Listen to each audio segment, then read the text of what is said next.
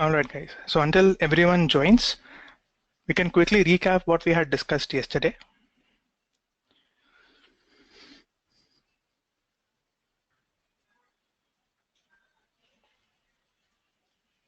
All right.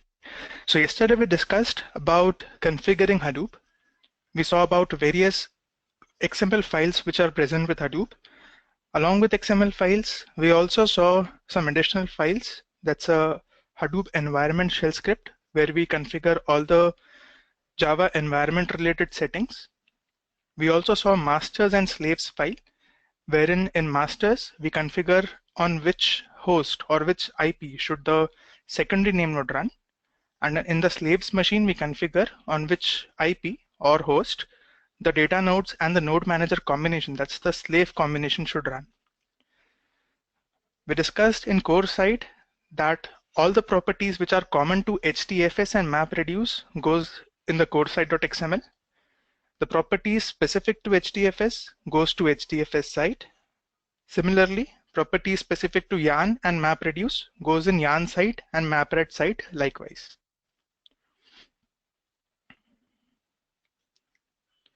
Then we discussed how the data loading and data analysis is done in Hadoop. Data loading, there are various tools, there are various frameworks which are available for loading data to HDFS. We discussed about Flume, Scoop, and we also saw a demo on Hadoop copy commands. We also discussed about distcp. Once the data is there in HDFS, we have various data analysis tool, which includes the core MapReduce, Pig, and Hive. So in module 10, there is a demo on Flume and Scoop also. So we will discuss the details on Flume and Scoop at the time of module 10. All right, guys. Let's see who can answer this question. Secondary name node is a hot backup for name node. Is it a true statement or a false statement?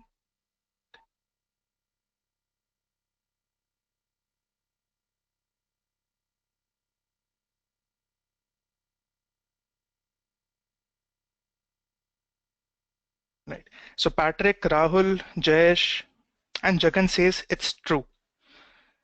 So just to quickly recap, guys, secondary name node cannot become a primary name node.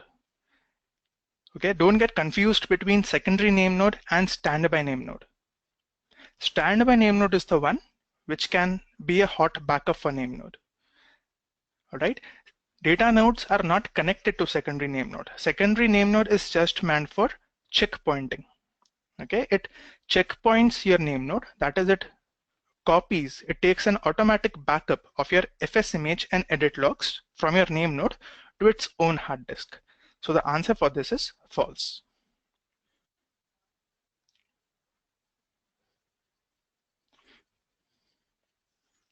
Yes, so Jayesh says, got it. He got confused with standby. Yeah, so most of the time this happens because the name are quite similar, secondary, standby, right? So don't get confused. Secondary is not a hot backup. Standby is a hot backup. Okay, so that's called as a active and standby configuration when you use standby name node.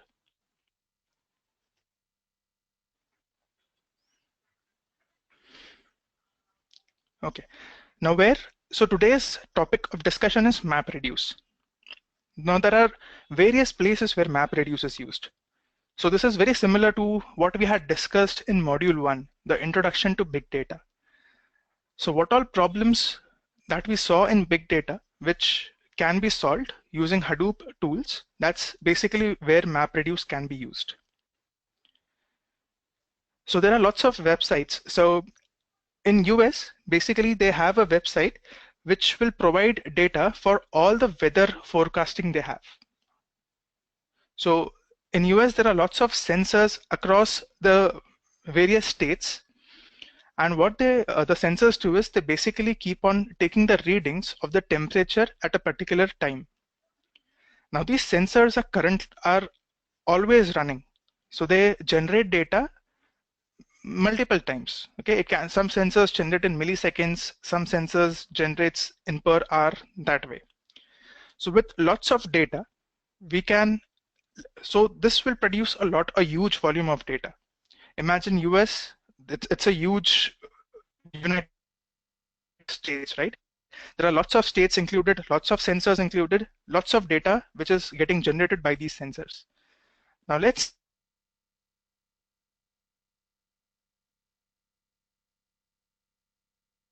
say we want to find maximum temperature for a particular year. Very difficult this is because the size of the data is very huge.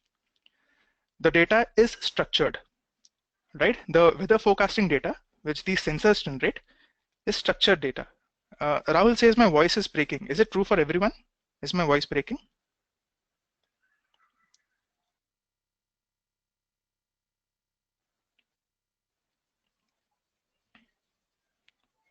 Okay. Any better now? Rahul, Minesh? Is it still breaking?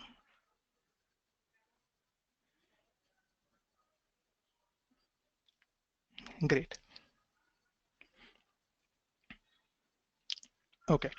So we were discussing about the whether the sensors which keeps on recording the maximum, keeps on recording the temperature in the states.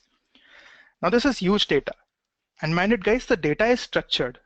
So we can basically store the data in a database, and we can simply issue a query to find maximum temperature per year. But as the data is very huge, so you remember the V characteristic of big data, the volume. So as the data is very huge in volume, the traditional databases usually fails in doing such simple query. So this is where MapReduce can be used. So remember, MapReduce can work on structured data, unstructured data, and semi-structured data also. That's the variety characteristic of your big data. Right? So this is just one problem statement where MapReduce is usually used. Okay. The second problem statement where MapReduce can be used is to de-identify personal health information. Like in the health patient which is generated. For example, every patient when it goes, so it's basically for United States. So Shiva says my voice is still breaking. Give me a minute, I'll just change my position.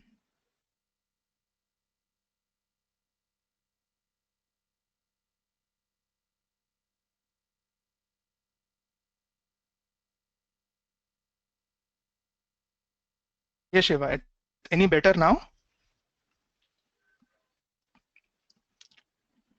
Great. You're welcome.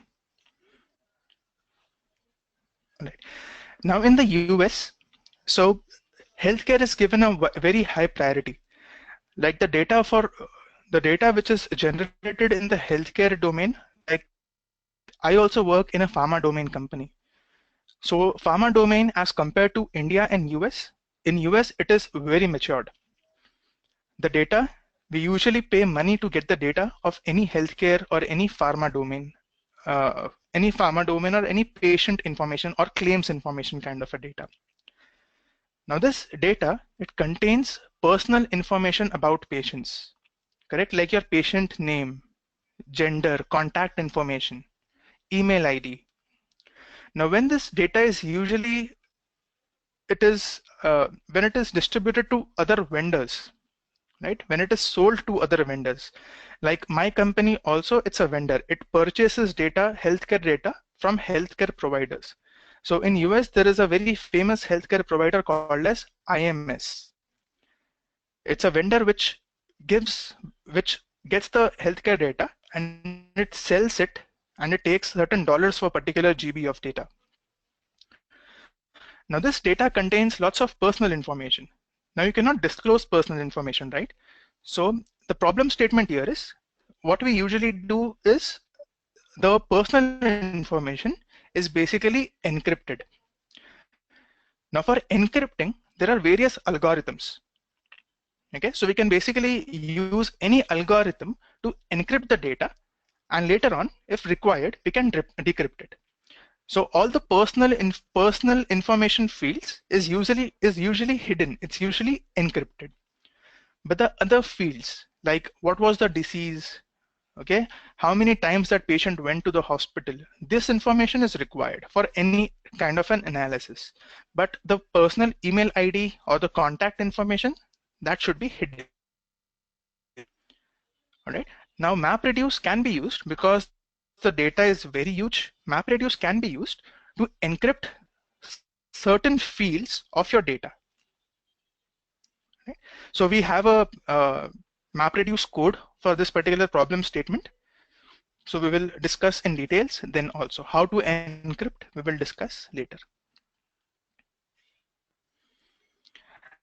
Now traditionally, let's say MapReduce is not used.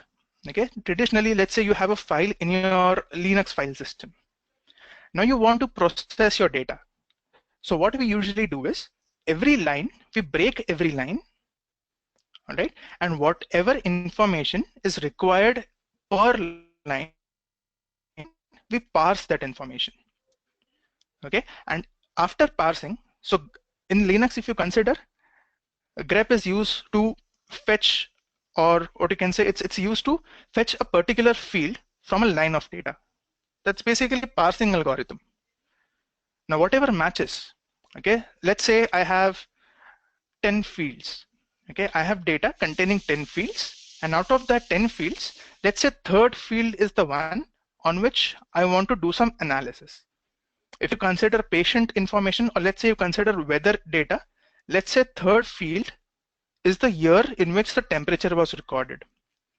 Now, if I want to extract year from the entire row, I will usually parse that data based on any delimiter. Let's say that data is a CSV file. So I'll parse the data based on commas.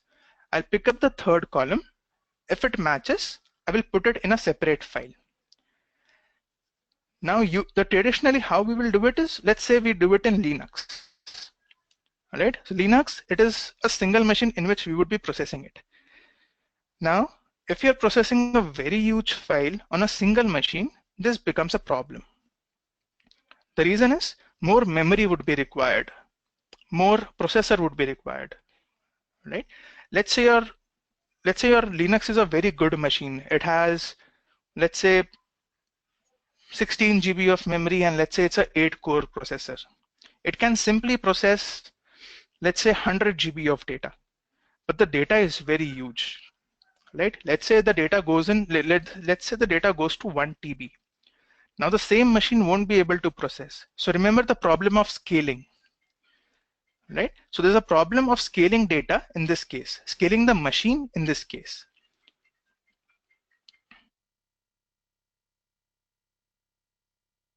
All right.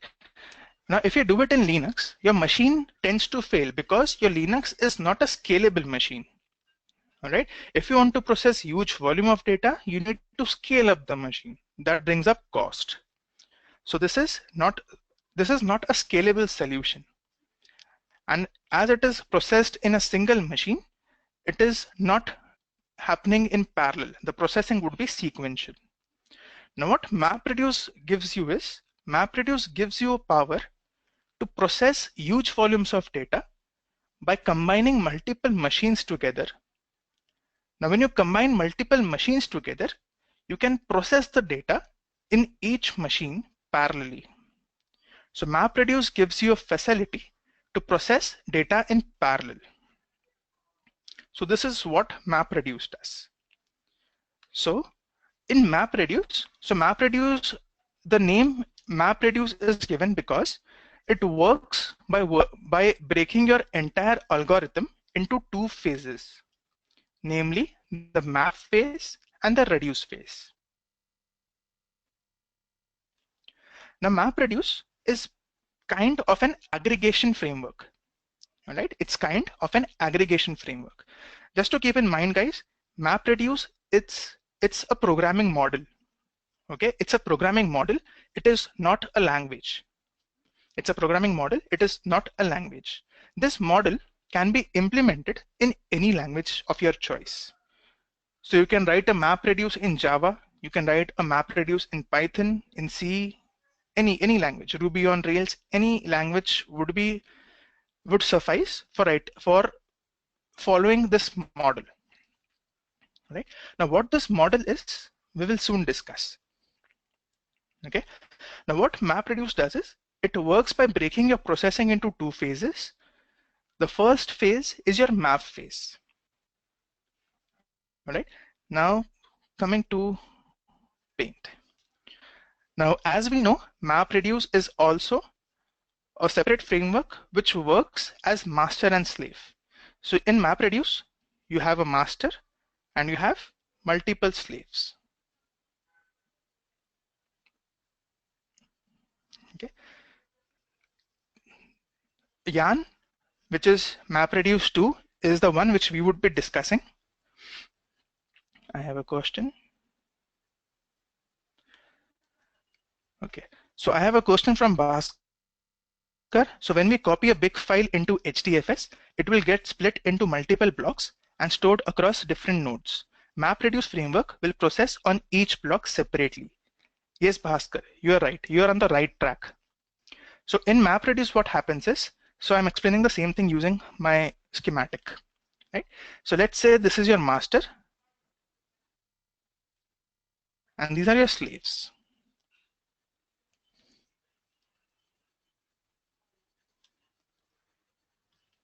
Okay.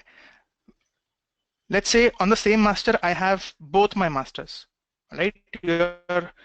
Your HDFS master also and your MapReduce master also.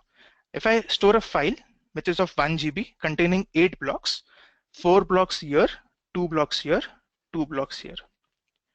Now in MapReduce, when I say it works in two phases, now what happens in the first phase, map, right? This will also give you clear understanding why the name map is given. So what map does is, it maps your block. It maps your block. So for example, 4 blocks are there on my machine 1, right?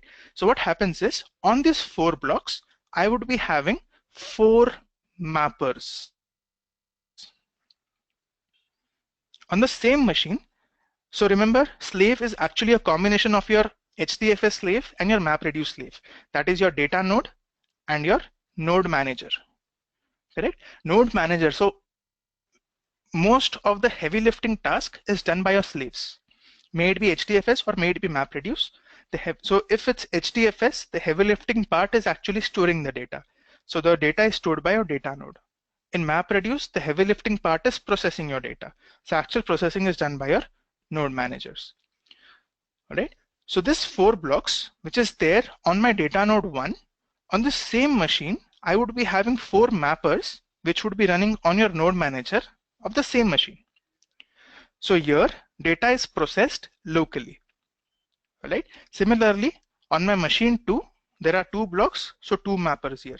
Machine 3, 2 blocks, 2 mappers here. So for every block, you have one process, and that process is a map process. So mappers, to be specific, it maps your data. So mappers are the one which will actually go and read your data. All right. So mappers will actually go to your data and read it line by line. That's why it's called as map. It maps your blocks. All right. Now on this 4 blocks, I would be having 4 mappers, and 4 mappers will produce some output. Right? Let's say output 1. Similarly, on my machine 2, these 2 mappers will produce some output. Let's say output 2. And likewise, output 3 from my third machine. Now, this is not the final output, right? This is an intermediate output. It is not a complete output, because my entire file is the combination of these 8 blocks.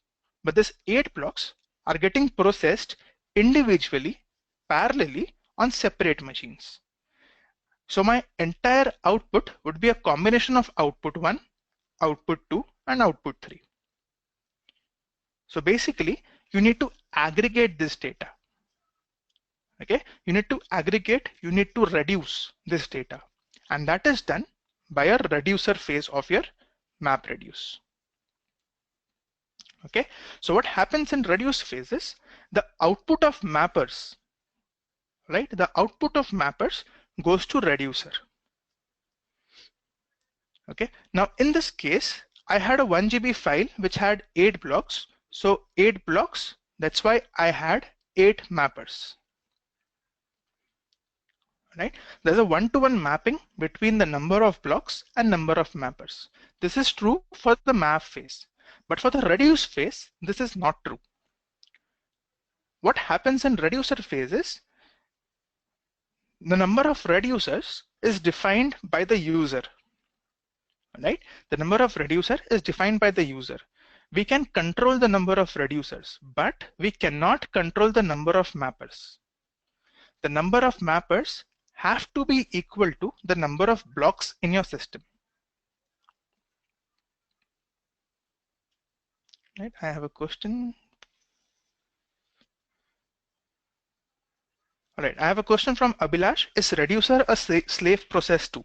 Yes, Abhilash. Reducer is also a slave process. Kodandarao says all maps, our maps will be replicable to across machines. I didn't get that question, Kodandarao. Can you just rephrase it?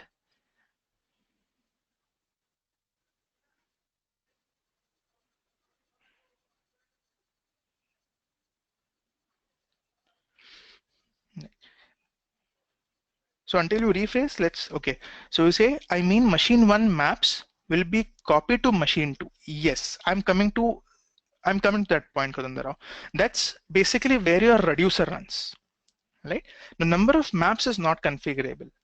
Okay, number of maps is equal to number of blocks, but number of reducers is user defined. If you don't define number of reducers, it takes a default value. Default number of reducer is 1. Right?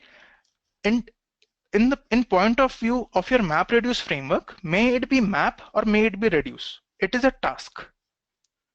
Right? So there are two types of tasks, map task and a reduce task. Tasks will always be run on your node managers. So it's a slave process. All right. Now we have discussed about maps. Now reduce, let's consider default case number of reducer to be 1. Now this reducer, it can run anywhere. It can run on node manager 1 also, node manager 2 also, node manager 3 also. It can run anywhere. We cannot control where that process is started. We won't even know at runtime that where it is executing. It is only your master who decides it where to schedule your reducer. Let's assume the reducer is running on this machine. I have a single reducer. So let's assume the reducer is running on your node manager 2.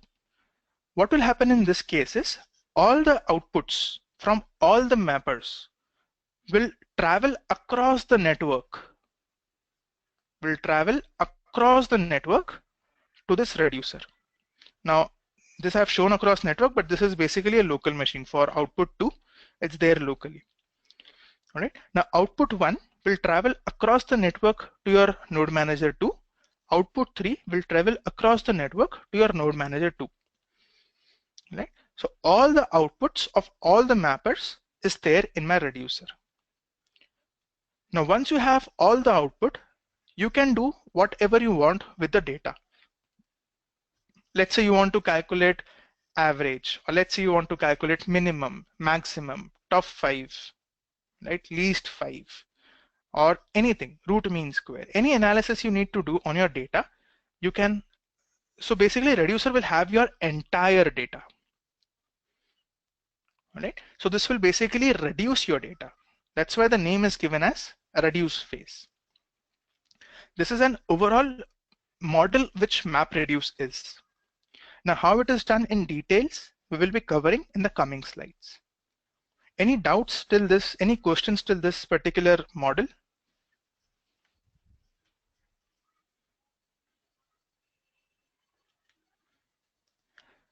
So Kishore has a question, what actually we are processing in data? Is it business logic or just file validations? So Kishore, it is actual business logic which we are trying to process. The file validations also happens, but that your framework takes care of. Okay, for example, the file is present or not, or does the user which is writing your MapReduce job have permissions to read the file or not? Those kind of validations is taken care by your MapReduce framework itself. There is no explicit coding required for that. Okay, the actual process.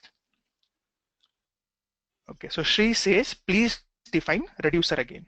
All right. Now what? So we are clear with the mapper, right? As many number of blocks I have, those many number of mappers there would be. All right. What happens in reducer is so in your machine one, right? Your machine one, there are 4 blocks, there are 4 mappers. Each mapper will have some output. All right. So on this machine, the combined output of 4 mappers, let's say that is output 1. Similarly, on your machine 2, the combined output of 2 mappers, let's say that's output 2 and output 3 for your machine 3. Now this is output of the mappers itself, right? Which is present on separate machines. So output 1 is on machine 2. Output 2 is on machine 2. Output 1 is on machine 1. Output 2 on 2, right? It's the output is present on separate machines. Is that our requirement? No. Our requirement is actually, I want to process this entire 1 GB file, right? I don't want to process my file block-wise. All right, I want the output of the entire file. All right, so mappers will go and work on block-wise. Now, the output of all the mappers needs to be consolidated, right? Needs to be consolidated. Now, consolidation part can be done by any one entity, right? All the outputs should be sent to a single entity which can club the output. And that entity in MapReduce is your reducer. So output of all the maps goes to your reducer. Now reducer, it's a task similar to map task. It's also a task, a slave process, which is scheduled, which is running on a node manager. Right?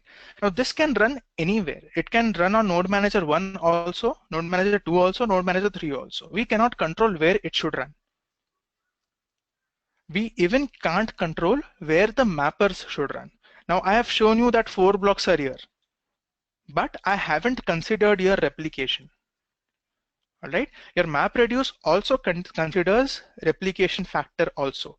So let's say for these 4 blocks, I have 4 replicas here also on my machine 2 also. Right, now in this case, let's say my machine 1 is very busy. Right, this machine, let's say this is very busy, it cannot process something. So your MapReduce framework is intelligent enough to check where are the replicas present, and if that replica machine is free, it will process the replicas. So it will always try, it will take the advantage of your replication factor also. Okay, and so what happens in reducer is all your mapper output goes to your reducer as input. Reducer basically consolidates all your data. All right. Now what happens, what your mapper is actually processing, what your reducer is actually processing, that is defined by the developer. That we define. Where it is run, how it is run, that is defined by your framework. Getting the concept? What happens in mapper, that is defined by us. What happens in reducer, that is defined by us. But where the mapper should run, on which machine, should it run on the original block or the replica block? That every bits and pieces, that is defined by your framework. Right? Actual processing logic, business logic is defined by us. Actual execution logic is defined by a framework. We cannot control that logic. So Abhilash has a question. So after the reducer does its job, and if the replication factor is 3, then there are 2 copies of the 1 GB file that was sent to Hadoop on machine 2. So Abhilash, no. So your Hadoop, it will process only 1 GB. So if there is replication, there are 3 GBs, right? It will not process one block twice, right? So if it is processing a block, the replica won't be processed. Either of the one would be processed, right? So when I'm saying, if I consider replication, there are 24 blocks, right? for this 1 GB file, only 8 blocks would be processed, which actually makes your entire file. Replicas would not be considered while processing. Kishore has a question. How data dependency handled? Like assume block 1 data is dependent on block 8, but they are processed differently. Who takes care of that dependence, coder or reducer? And Rahul also has a question. If reducer is 2, how it will work, how data would be consolidated? All right. Now, Kishore, to answer your question first, in MapReduce, all the blocks are processed independently. Right? Where there is a dependency of block 1 with any other block, such use cases cannot be handled in Hadoop. Right? So there are special considerations for handling this use case. Straight away you cannot handle it. There are certain considerations which you need to take care. That's a responsibility of your developer. Right? That's a responsibility of your developer, that if there is a dependency, then the blocks should not be processed independently. But by default, all the blocks would be processed independently. Like when I say there would be 8 blocks, so 8 mappers, your mapper 1 will not even know if your mapper no is running or not. It won't even know if it is running. It won't even know if it's running for the same job or not.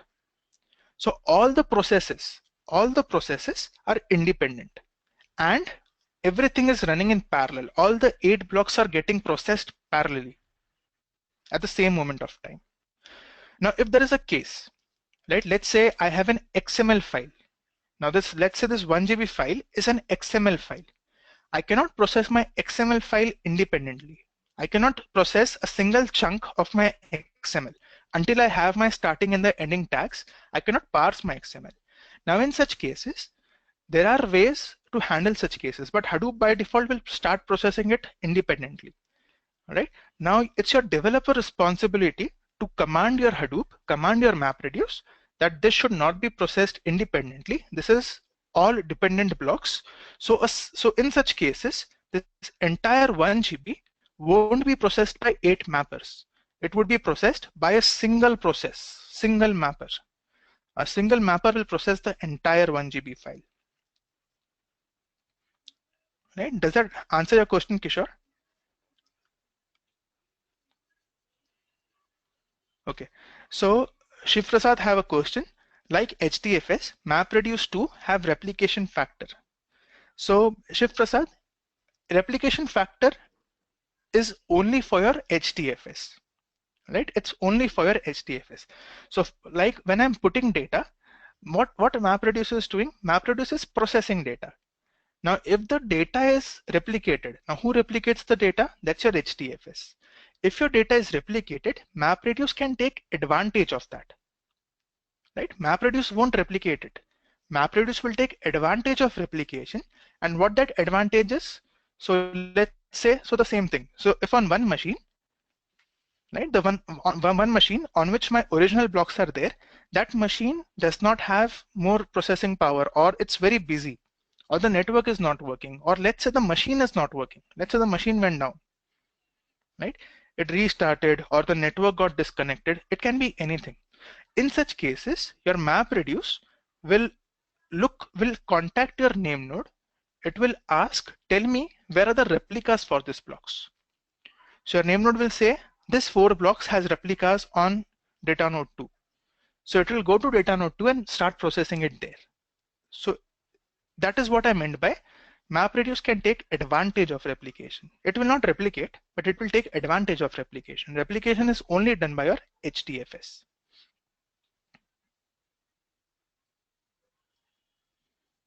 Okay. So Rahul has a question. If reducer is 2, how it will work? How will the data be consolidated? So Rahul, having more than one reducer, that's a different scenario. It's too early to discuss that. Okay, it will create a lot of confusion. Right? So I will discuss it in the coming slides. Right? But good, you brought up that question, so you are actually on the right track.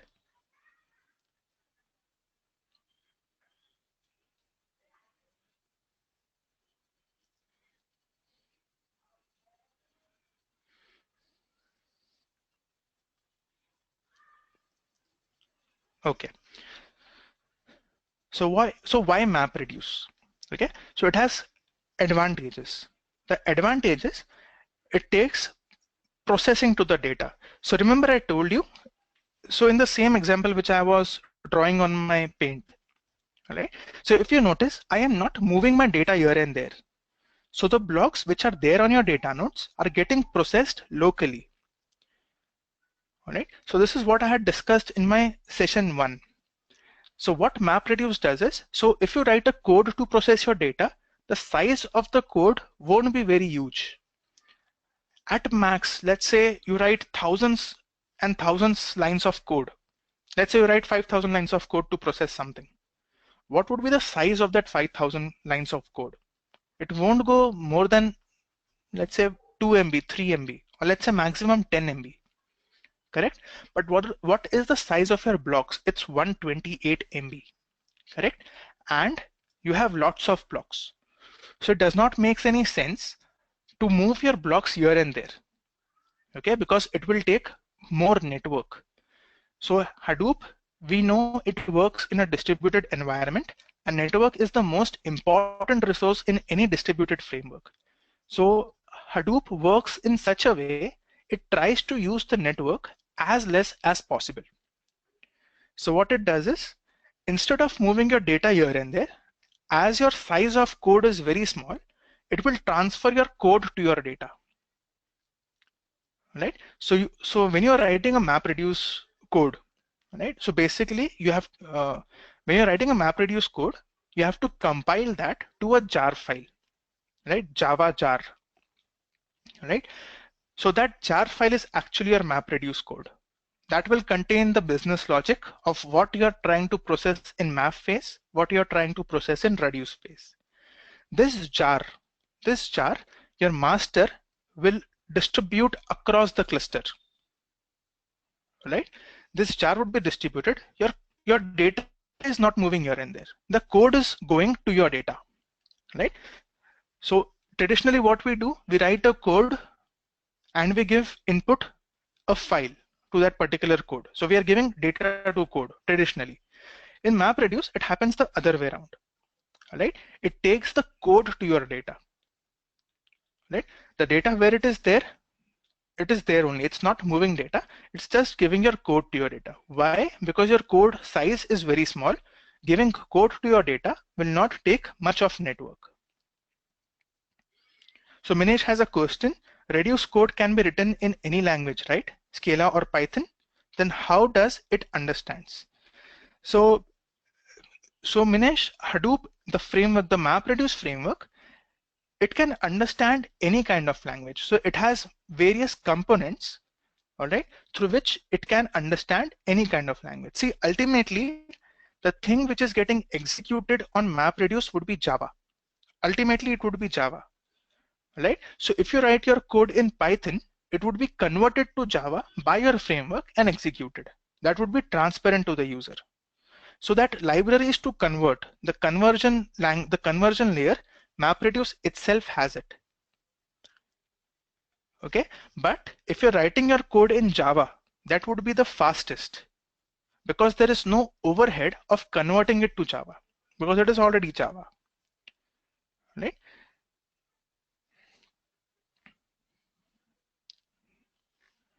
Great. So if you look at the picture, so if you remember, this is a data center, right? These are multiple racks and these are multiple machines on your racks. All right. Now, if you see for this block A, the map task is running on the same machine. All right. For this block B, right? If you see for this block B, the mapper is running on a separate machine. Now, when this case can be, okay, so it's a rare case, but this can happen, right? Now, your MapReduce, it always tries, okay, it tries to process the data locally. It's not a guarantee, all right? It is not a guarantee. So let's say I have these three machines.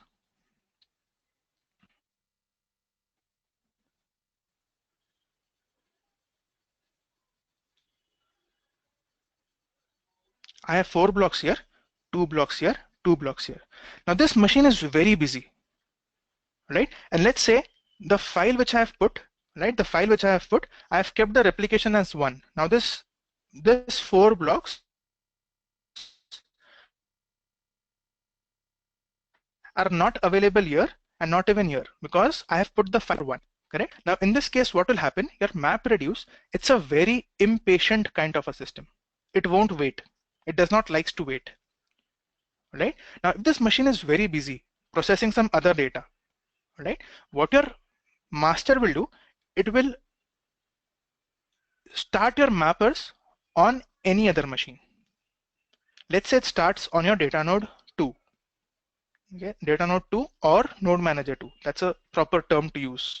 All right, we are talking about MapReduce, so we should talk in terms of node managers.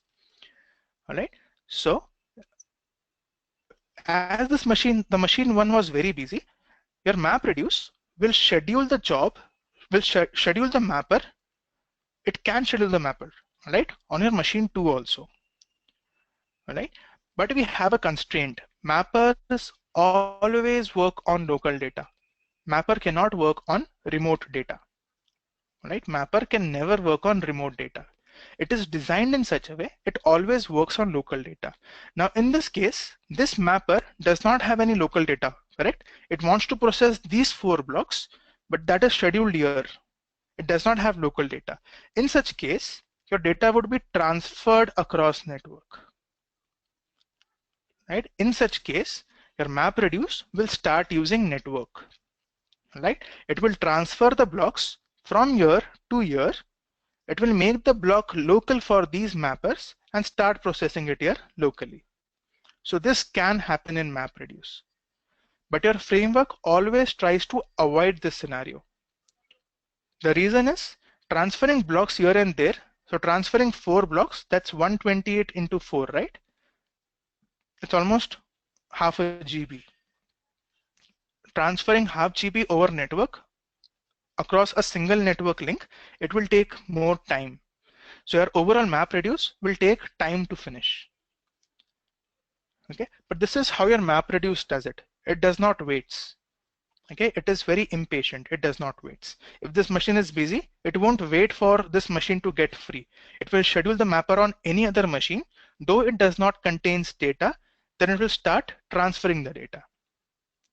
And this other machine which it selects, okay, it always, so there is a criteria which it follows, right? There's a criteria which it follows. It will always try to schedule this mapper on the same rack, like you can see in this image, right? So in this case, so your particular machine where this HDFS block is there, if this is busy, it scheduled the mapper on a separate machine, but on the same rack. All right. And if you look at the third scenario, okay, in third scenario, what happened is your mapper is scheduled on a separate rack. This is a very, very rare case. Okay, but Hadoop can handle, Hadoop has this facility. So when this third scenario can happen, if this entire rack is busy, right? If this entire rack, let's say all of these machines on this rack are data nodes and all the data nodes are busy. In such cases, if it finds an empty task slot on a node manager, which is there on a separate rack, it will schedule it there. So it will start doing a inter-rack transfer, right? But so there is a specific protocol it follows, right? First step it will do is on the same place where the data is there, it will run the mapper there.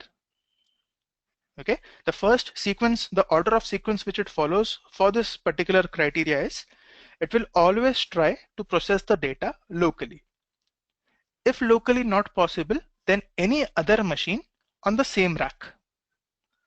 If that is not possible, then the machines on separate rack. All right. Any questions in this?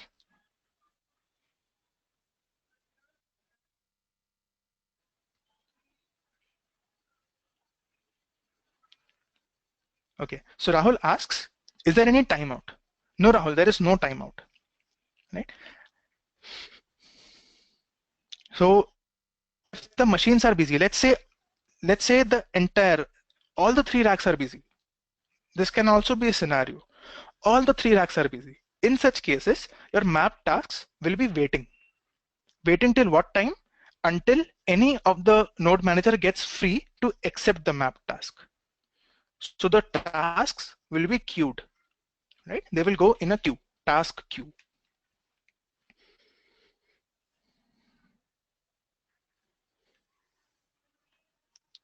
Okay.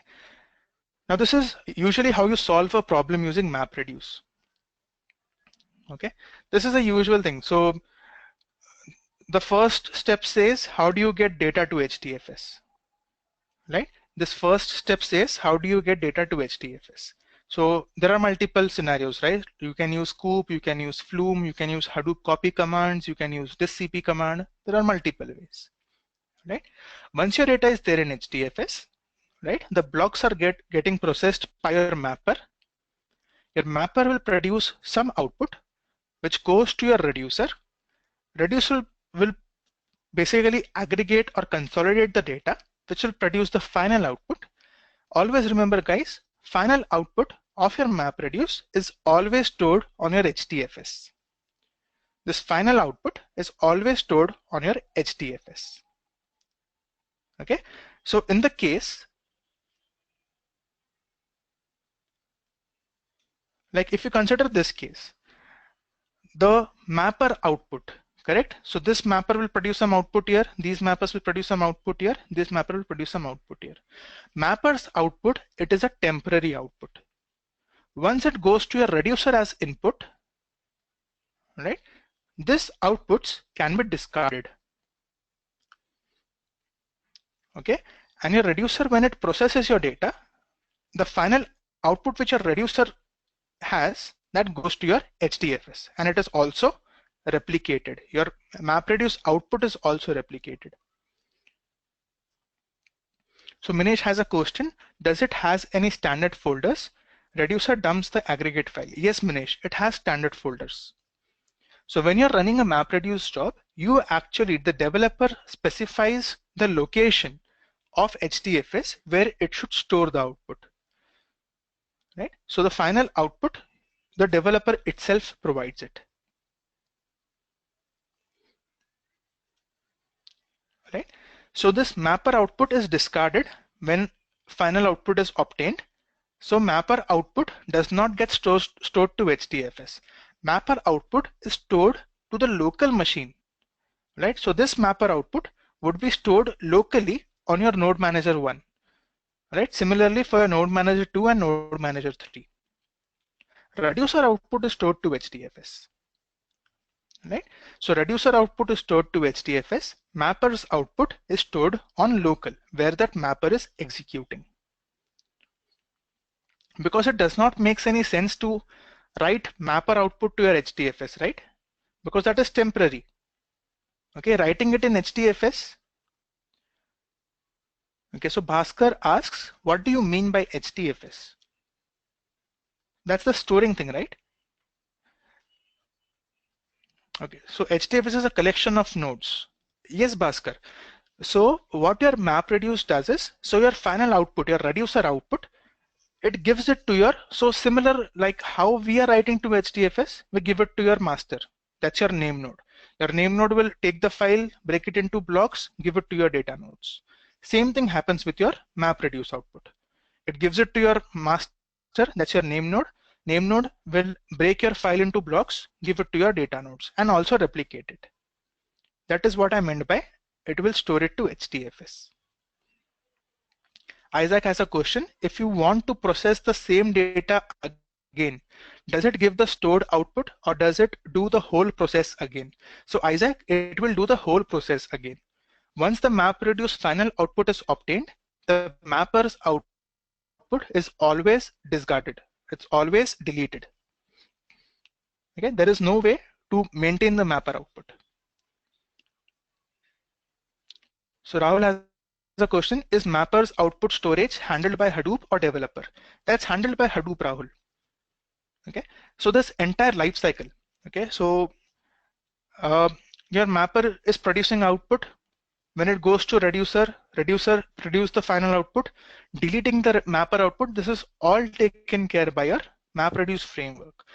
We don't need to take care of, we should be least bothered of going and deleting the mapper output, because from the point of view of developers, you won't even know where that output is stored, because we don't even know where the mapper is executing. Is it executing on original block or the replica block? We cannot know.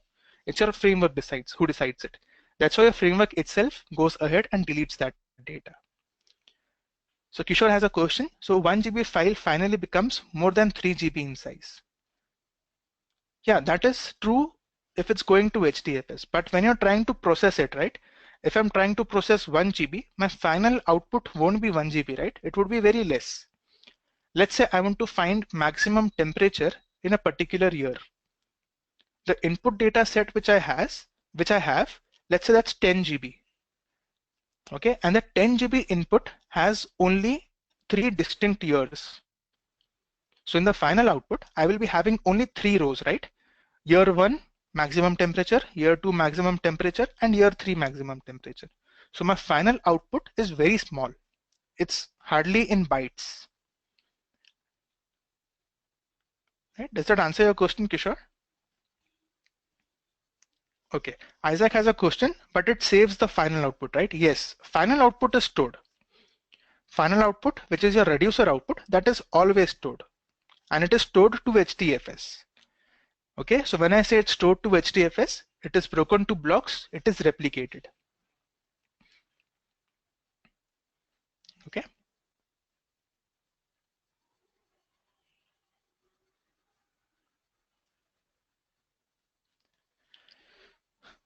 All right, now let's discuss about the architecture. So going back, now this is very interesting, guys, right? So please pay attention in this. Okay, now MapReduce. Okay, so until now, the things which we had discussed is about the data flow, right? How my data is getting processed. Mappers is producing output. The output is going to reducer. So until now, we have discussed about the data flow. All right. Now, Hadoop over the several years. Okay, so it's been 11 years. Hadoop is invented, right? Hadoop got invented in 2006. All right. So in this 11 years, Hadoop has matured a lot. Okay. So initially, what we had Hadoop 1. Right. Now, the latest Hadoop version which we have, it's Hadoop 2. So let me tell you the difference between Hadoop 1 and Hadoop 2. Okay. Now Hadoop has 2 things, right? The first thing, which is your HDFS. Right. Now HDFS of your Hadoop 1 and HDFS of your Hadoop 2, this is same. This has not changed from Hadoop 1 and Hadoop 2. There are some minor changes. For example, some default values of properties have changed. For example, in Hadoop 1, the default block size was 64 MB. In Hadoop 2, it has been changed to 128 MB. So there are some minor changes and some advanced things have come in your Hadoop 2 HDFS. So there are some advanced things which is actually not a part of our discussions. So for further reading, you can read about HDFS snapshots. It's very interesting. HDFS snapshots. And there is a concept of HDFS quota. Right? This is not part of our discussion, but yeah, this is some advancements in your HDFS of your Hadoop 2. Okay, but so this is not a very huge change. All right, this is just an additional thing which Hadoop 2 HDFS is providing you. What have changed is your MapReduce. Right, so in your Hadoop 1, the MapReduce was called as MRV1, or it was also known as classic MapReduce. Right? In Hadoop 2, the MapReduce is called as MRV2. That's your MapReduce version 2, or it is also called as Yarn. Right? So MapReduce has changed a lot as compared to your Hadoop one. Now in MapReduce, there are two things. First thing, which we just saw, is the data flow. Right? First thing, which we just saw, is the data flow. Second thing is the architecture, like the masters and the slaves thing. Right? Now this data flow, okay, this data flow, this has not changed. This is the same. So may it be Hadoop 1 or Hadoop 2, the data flow is same. The things which we discussed, number of mappers, number of reducer, mapper running on local data, okay, mapper output going to a reducer, reducer output getting stored to HDFS. This thing was same in Hadoop 1 also, and it is still same for Hadoop 2. What have changed is the architecture, right? What have changed is the architecture. Now let's discuss what was the architecture of your Hadoop 1. So this is, again guys, this is not there in the slides. This is an additional information. So what was there in Hadoop 1? So in Hadoop 1, right, your master, it was a master and slave. Okay, because it's distributed, it has to be master and slave. In Hadoop 1, the master was called as job tracker.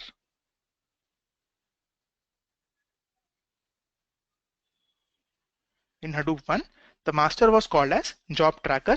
The slaves were called as task trackers. Task tracker. So I had task tracker 1, task tracker 2, task tracker 3. This is my MRV1 cluster, Hadoop 1 cluster. All right, I would have a name node also. And on the slaves, I would have a data node also. This is your entire Hadoop 1 cluster. Now there were some issues, okay? There were some difficulties in your MapReduce 1. There were some limitations, that's the right word. There were some limitations of your Hadoop 1. Okay, now this job tracker, that was your Hadoop 1 MapReduce master. Now this machine used to be a very, very busy machine.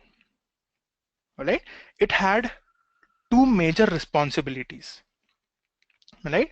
Job tracker used to do two major responsibilities. The first responsibility job tracker used to do is, it was task scheduling. It was task scheduling. Second thing which your job tracker used to do is take the progress of your entire job.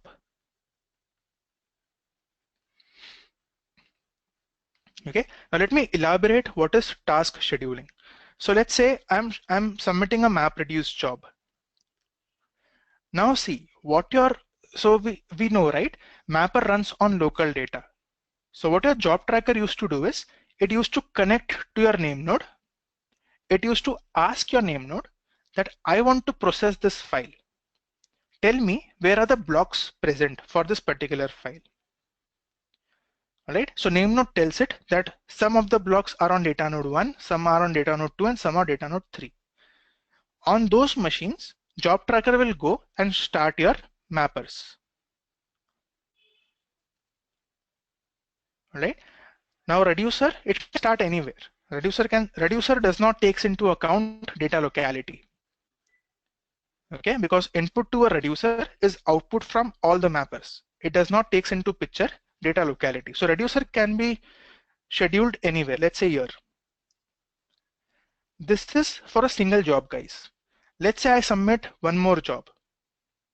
Okay, let's say I submit 100 jobs together.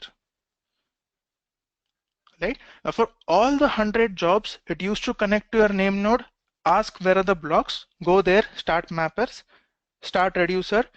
So the entire collaboration, right? It was a very busy thing for your job tracker.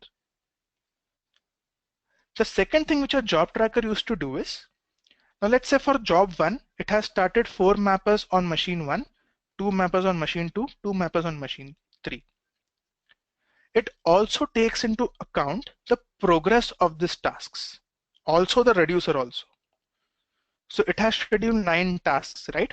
8 mappers, 1 reducer. So the progress of this, all the 9 tasks was also taken care by a job tracker. So if you will notice when we will submit a map reduce job, it will give us a overall progress, like how much percent of mapper has been completed, how much percent of the reducer has been completed, right? But if you notice, this mappers are getting processed independently, right? My mapper 1 does not know my mapper 2 is running or not. It will not even know if it belongs to the same job or not. Who knows it? The master. Why? Because master has scheduled it. So master in Hadoop 1 job tracker, it used to take care how much this 4 mappers are getting progressed, how much this 2 mappers and how much this 2 mappers. It used to consolidate the progress also. It used to consolidate the progress across all the tasks and show it to the client.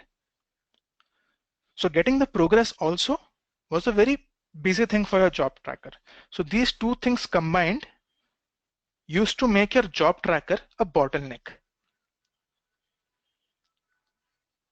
All right, and in case this job tracker failed, right? In case the job tracker fails, there is no standby job tracker available. There is no secondary job tracker available, like you have in case of name node, right? You have a secondary name node or you have a standby name node. Such configuration was not available in Hadoop 1 for your job tracker. So if your job tracker fails, all the MapReduce jobs which are running gets failed and no new MapReduce jobs would be accepted. So until an administrator comes in, he fixes the problem, he restarts the job tracker, the MapReduce framework will stop. Right? So this is a major limitation. Now there was one more limitation. There was one more limitation. Now this task trackers.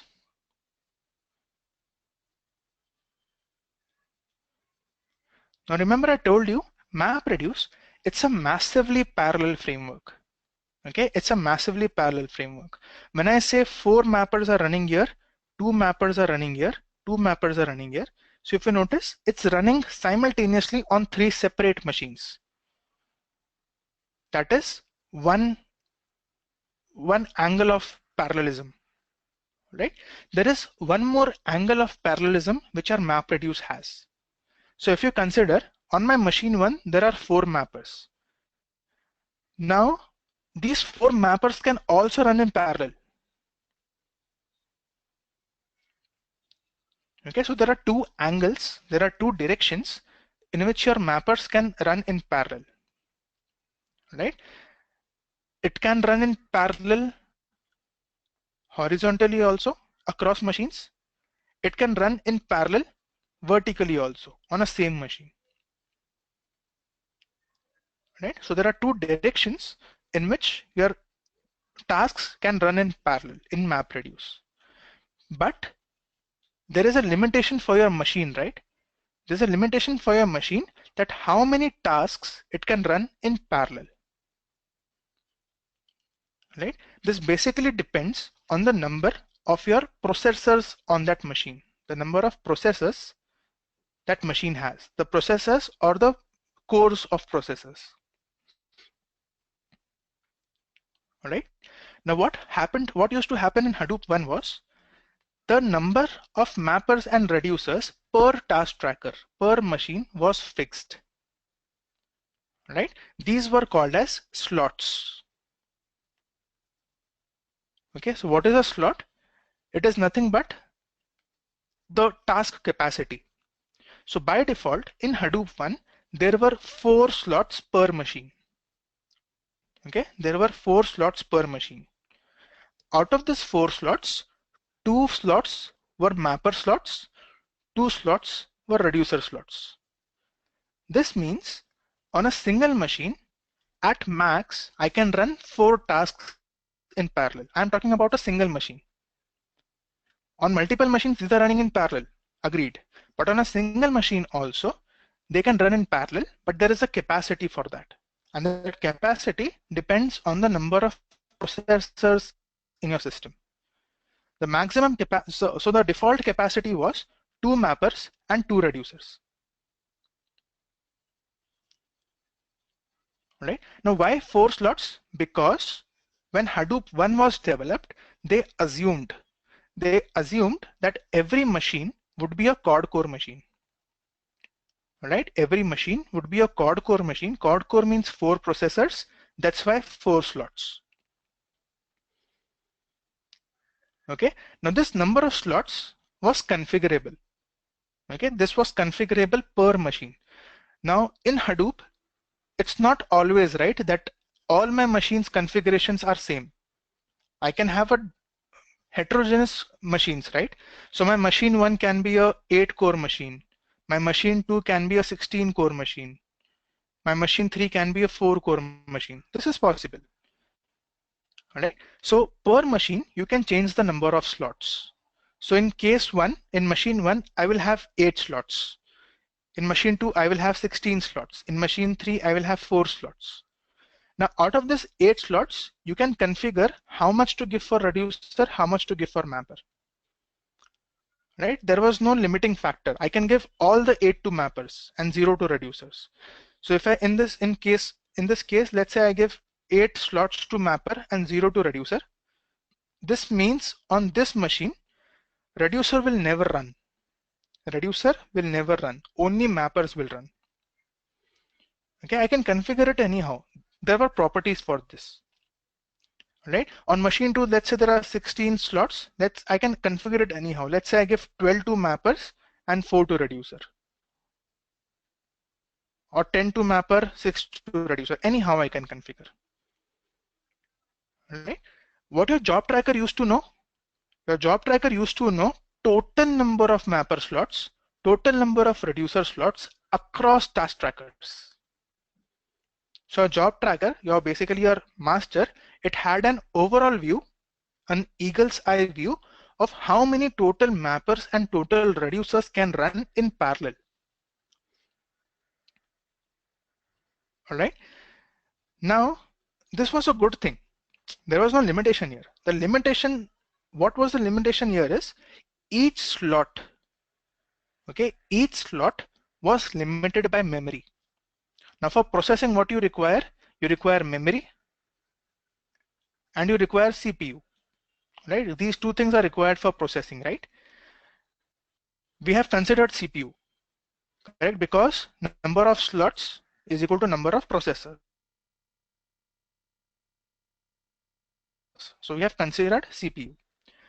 The number of memory, right? The amount of memory in Hadoop 1 was fixed. By default, it was 200 MB per slot. 200 MB per slot. So if I have a task which requires more memory, that used to run very slowly. Right? That is not, let's say I have a task which requires 500 MB of memory, but my slot will provide only 200 MB. Right? This does not mean that task will fail. Okay, see, ultimately this is Java. When I say 200 MB of memory, this is heap. Right? This is Java heap size. So what used to happen is 200 MB was used to get consumed. Then it is Java. It runs a garbage collector. Your memory used to get free. Then the remaining memory gets to you. It uses the remaining memory. Right? So garbage collector, when it runs, it takes some time. Right? So your task will perform very slowly. Right? You can change this amount. You can change this memory per slot. But for doing this was a static configuration per machine. Right? You need to go to XML file, change the property. Right? Always remember, guys, whenever you are touching the XML files, to make that property into effect, you have to restart your cluster. right? Until you restart the cluster, the XML files are not loaded. So in a running cluster, let's say I change this 200 MB to 500 MB, it won't come into effect until I restart my Hadoop cluster. This is what I mean by this was a static configuration. All right. So for every slot in your Hadoop one, okay. So let's list down the overall limitations of your Hadoop one. The first limitation was job tracker was a very busy machine. Right? Why? It had two responsibilities: task scheduling and job progress. Second limitation was there was no backup job tracker. Backup job tracker was not available. Third limitation, each task, right? Each task was limited by resources. Each task used to take 1 core of processor and 200 MB of RAM. Right? So these were the limitations of your Hadoop 1. The fourth limitation is, we had discussed this yesterday.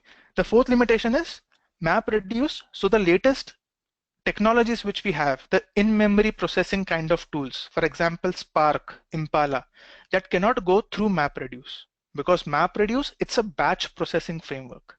It processes your entire file sequentially, and for doing that, it does a disk IO per line. Okay, so it cannot support in-memory kind of tools.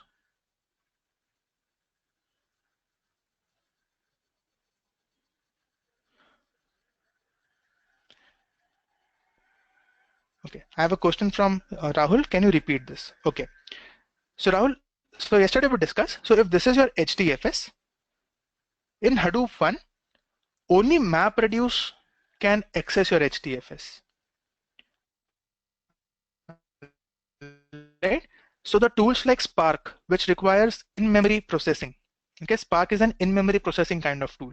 Spark cannot go through MapReduce because the processing protocol is totally different. MapReduce does a batch processing. It can never do a memory processing.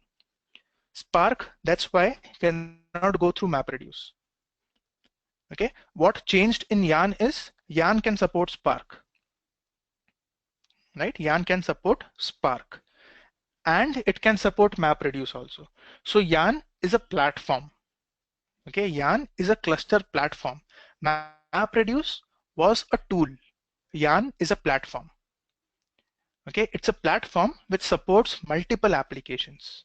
One of the application is MapReduce. The remaining applications, for example, let's say it's Spark or Impala. All right, got it, Rahul?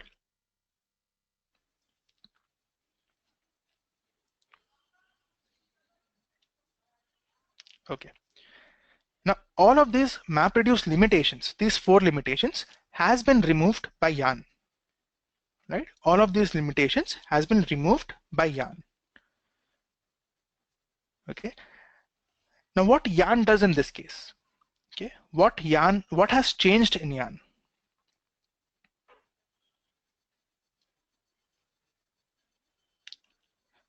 Okay.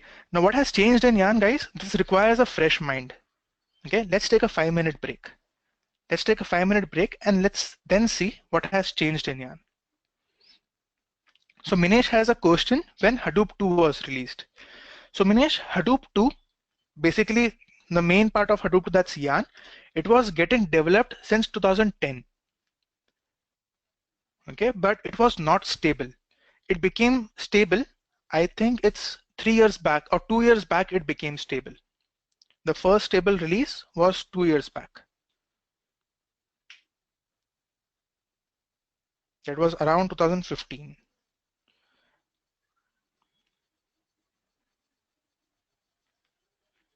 Okay, so let's take a 5-minute break, guys. It's a logical break. So if you have any questions, I'm here to serve your questions.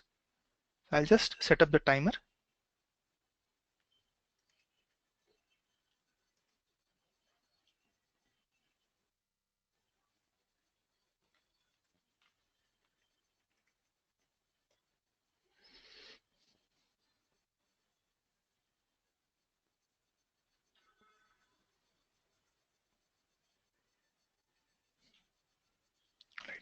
So if you have any questions, you can ask me, or you can take a short break.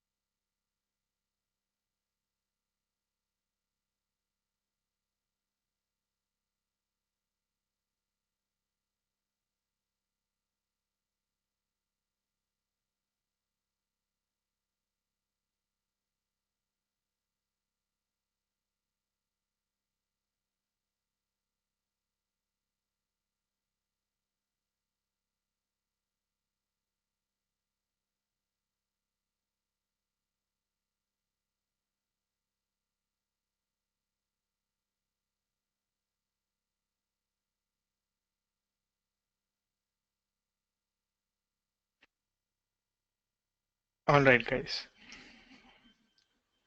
So we are back.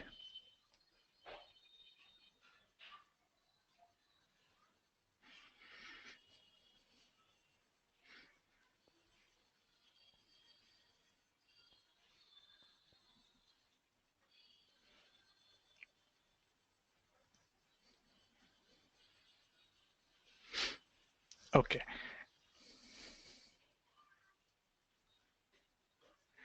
So let's see what happened with yarn. Okay.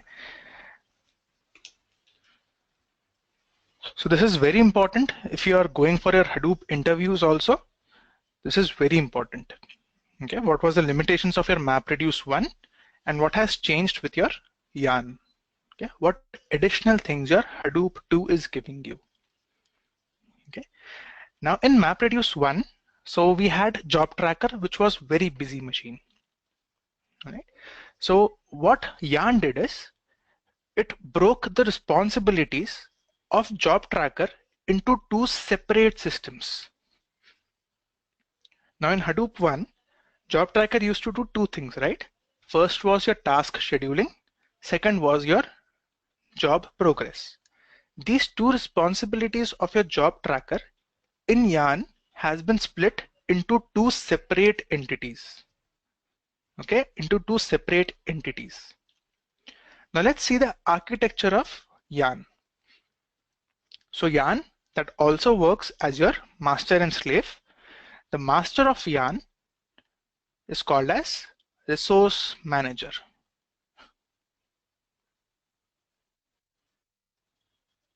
Resource manager. The slaves, I'll just draw this big.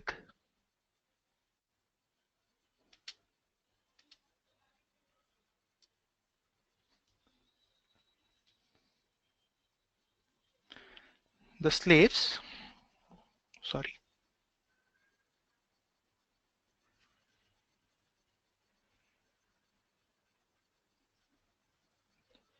The slaves are called as your node managers, which we have discussed earlier. The terminology we have discussed earlier.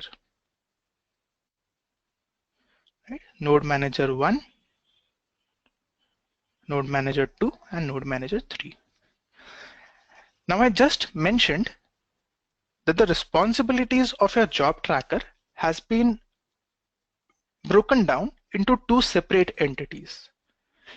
Now in Hadoop 1, you must be having a question. We had two entities, master and slave. In Hadoop 2 also we have a master and slave. Then where is the third entity? Correct? Now let's see where is the third entity. Now what happens in Hadoop 2? Okay, that's yarn. Okay. Now what is the responsibility of this resource manager? And listen to this very carefully. So this resource manager is a purely resource manager. It will just manage your resources.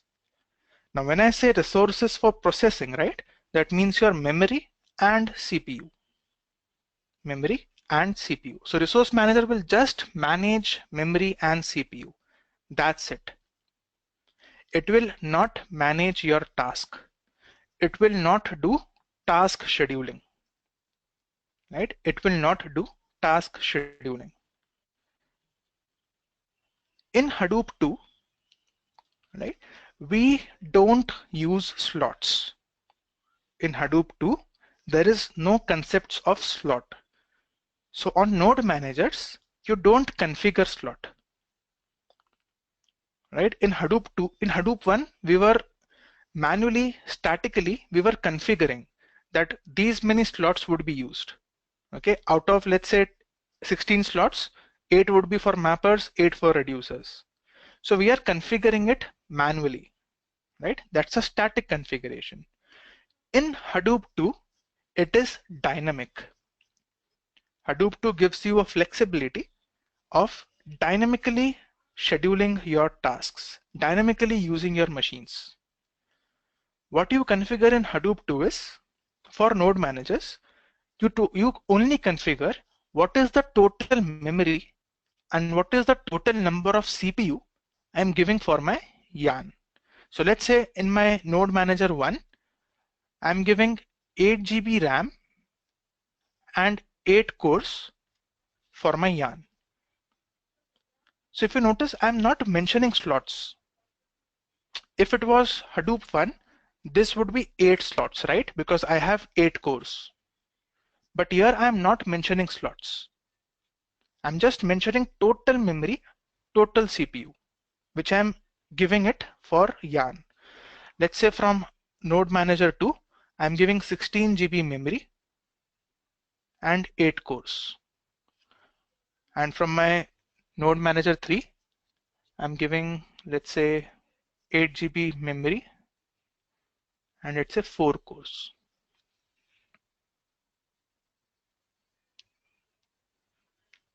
So what your resource manager will know, your resource manager will have an overall picture, just like a job tracker. Resource manager will have an overall picture that total available memory and CPU of my entire system combined, right? That it would be how much? 16 plus 8 plus 8. That's 32 GB of memory is available, and 8 plus 8, 16, and 4, 20. 20 cores are available for my yarn. Okay, so what I have configured, so this, for this configuration, there are again properties. Okay, how much CPU you are giving, how much memory you are giving per machine, there are properties for this. Okay, so you haven't specified any slots. Now let's say I submit a MapReduce job now. So remember, on this node manager, there's a data node also running. Let's say 4 blocks are here, 2 blocks are here, 2 blocks are here. Okay. Now what happens in yarn? What makes it powerful? So what your yarn does, okay? Yarn does not use slots, okay? Because slot was static. Slot was limited by memory, limited by CPU, okay? Yarn uses a dynamic kind of a system, right? That is the reason yarn does not calls it as a slot. Yarn calls it as a container, right? Yarn calls it as a container, right? So what your yarn does is, so let's say I'm submitting a job for processing this 8 blocks. So I would be having 8 mappers. Let's consider it's a default number of reducers. That is 1 reducer. That is total 9 tasks are there. All right. So what a resource manager will do on any of the node manager, right? On any of the node manager, it will launch a container. Let's assume it launched a container here. Okay, it launched a container here. The first container, this is the first container for this job, right? The first container which your resource manager launches, okay, this container is called as application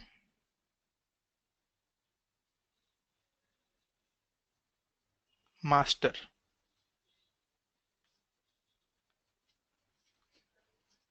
The first container which your resource manager launches for that particular job, that is called as application master. So remember I told you responsibility of job tracker has been split. So the split part, the third entity, which is application master. Now what your application master does? So application master, now you can consider this as your job tracker. If you compare with Hadoop 1, application master, the responsibilities done by our application master is same like what was done by a job tracker. All right. So if you consider the first responsibility, that is task scheduling. So task scheduling is done by our application master.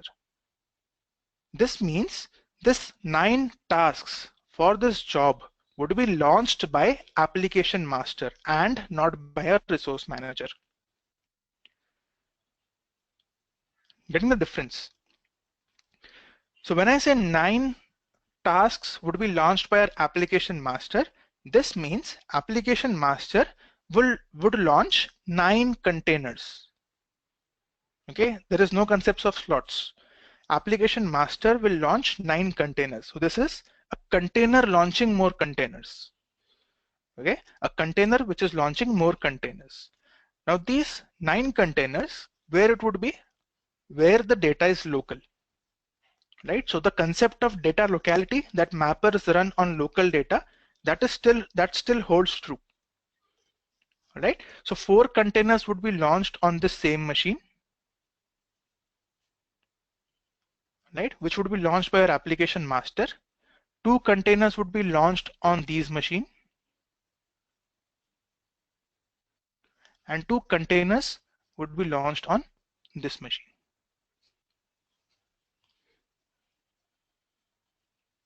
Now the best part with containers is, so when a container is launched, each container, when it starts, it has a default memory and CPU.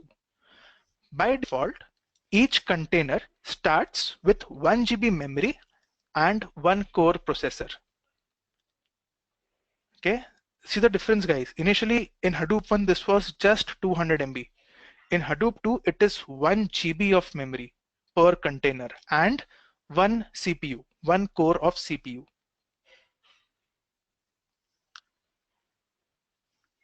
Application master, that is itself a container.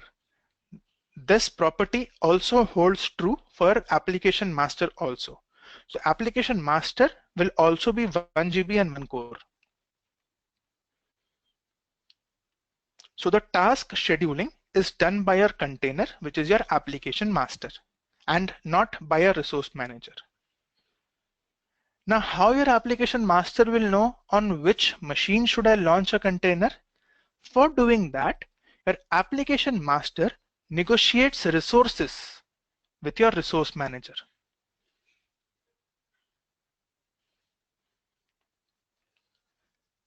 Chaitanya has a question. Will every job have an application master? Exactly.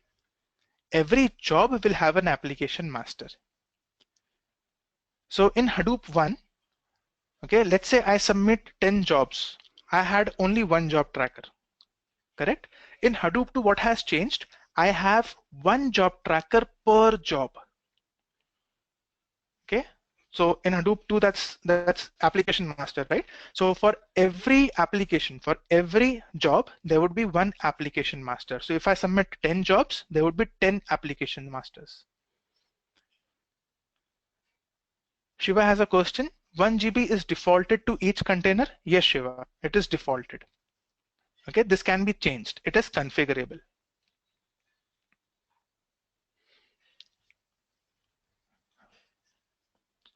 All right. Now, how will your application master know that I am launching containers, let's say on Node Manager 1? Does that Node Manager has that much empty capacity for having a container? Does it has 1 GB RAM and 1 core free that I can launch a container there? For that, application master coordinates with your resource manager. Okay, because it's the resource manager who knows how much capacity per machine has been configured. So your application master constantly, it negotiates resources from your resource manager.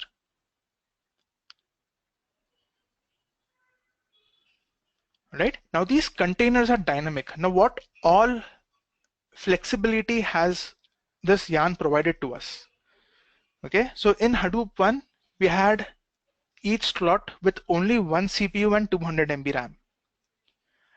Now the first advantage of yarn is the memory size has been increased. Okay, it's 1 GB and 1 core. Okay, now there are some processes which are not memory intensive. There are some processes which are not memory intensive, but they are CPU intensive. They require more CPU. In Hadoop 1, for such processes, there was not any flexibility. right? It only used to take care about the memory, not about the CPU. So if a task requires, let's say, 2 CPUs, if a single task requires 2 CPUs, Hadoop 1 was not capable of providing it. In Hadoop 2, Yarn, okay, as the containers are dynamic, Hadoop 2 has a flexibility that for a single container, it can provide more than 1 CPU also. So let's say this particular task, this is very CPU intensive, right? This is very CPU intensive. Okay, let's say it requires 2 CPUs, right? So what will happen is, now the number of CPUs are available. There are 8 CPUs here. Application master will communicate with the resource manager that on my node manager 2, I require to launch a container which wants 2 CPUs. Okay. If your resource manager gives a green signal to your application master that yes, you can launch a container with 2 CPUs, this container would be your 1 GB RAM and 2 CPUs. This power has come with Yarn. Now let's say with 1 GB RAM and 2 CPU, this particular task is still performing very slow. It requires more memory now. Okay, this particular container requires more memory. What it does is,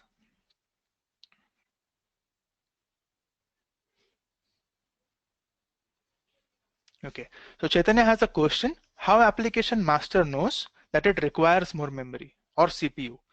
So it's basically the container, the task which is running inside this container that asks your application master that I am running slow, I require more memory or I require more CPU. Task itself will ask your application master. Application master won't know it beforehand.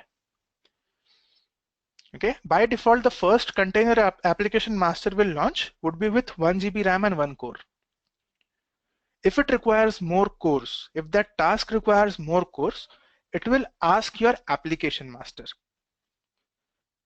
Right? Application master will negotiate resources from your resource manager.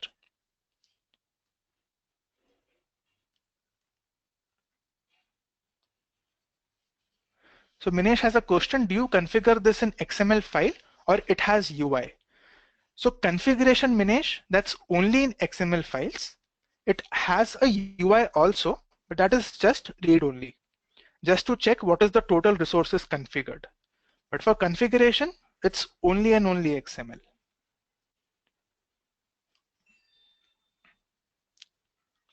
All right. Now let's say this particular task now requires more memory. Let's say 1 GB is not sufficient for it. It requires, let's say 1.5 GB or 2 GB or let's say 5 GB. Okay, let's say this container requires plus 5 GB.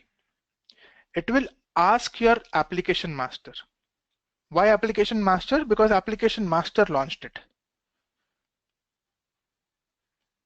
So I have a question from Minesh. How does it takes in effect when you change the XML? Okay, yes, Minesh, you have to restart the services. See, when it requires more CPU or more RAM, okay, more memory or more CPU, that is dynamic, right? This allocation is dynamic. So allocation, you don't require, it happens at runtime, right? So you don't require a restart for this.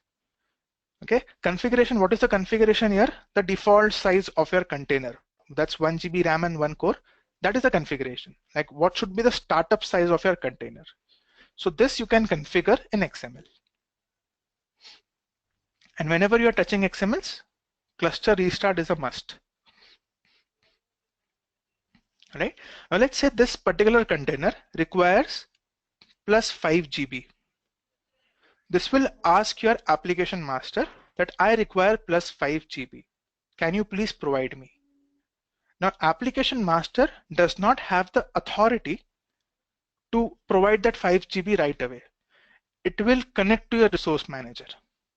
It will negotiate that this particular container on this particular node manager requires more memory. All right. If your resource manager says, because resource manager knows that how much free memory and free CPU is available on that machine. If it is available, resource manager will say to the application master, yes, you can proceed and give memory to this particular container. Application master in turn will give a go ahead to your container, and that container will expand. So this container, see, ultimately what are these containers? These are Java processes. At runtime, I cannot increase the number of processors or number of amount of memory of a Java process. Dynamically, Java till date does not have any flexibility to increase the heap size at runtime. So what happens in this case is, if it requires 5 GB more memory, what happens is this container is killed and a new container, a huge container with 5 GB RAM and 2 cores is launched.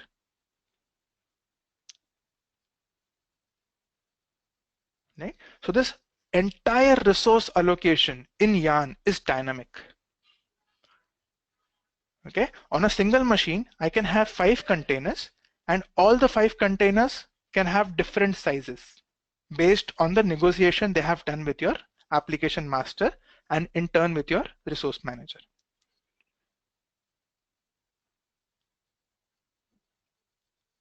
Right? So this was the first thing, first responsibility of your job tracker, which is now taken over by your application master, that is task scheduling. Now the second responsibility, that is task progress. Right? Now each task is progressing. Each task is running inside this container. Each task is progressing. Now the progress, it sends it to your application master. Each task sends their progress to the application master. Why application master? Because application master launched it. Right? So the overall job progress would be with your application master, which was initially done by a job tracker. Now that part is also done by your application master. Right? Now I, as a client, okay, I have submitted my job to my resource manager, right? I'm submitting to my master. I would expect, right, as an end client, I would expect resource manager will give me the progress, right? So as a client will come to your resource manager to get the progress. Resource manager will in turn, okay, resource manager will in turn redirect the client to the application master. Right? Sorry for all the mess I've done here. Okay, hope you're getting it. Right? The resource manager will redirect the client to the application master. Now it is not fixed, right? That for this particular job, application master would be launched on machine 2. This is not fixed. This is also dynamic. Everything in Yarn is dynamic.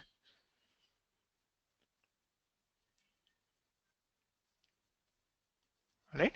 Now when all these jobs, all these tasks are finished, these containers freeze up the memory. Okay, basically they get killed. Right? When all the containers, basically when all the tasks are finished, the application master itself gets killed, freeing up the space.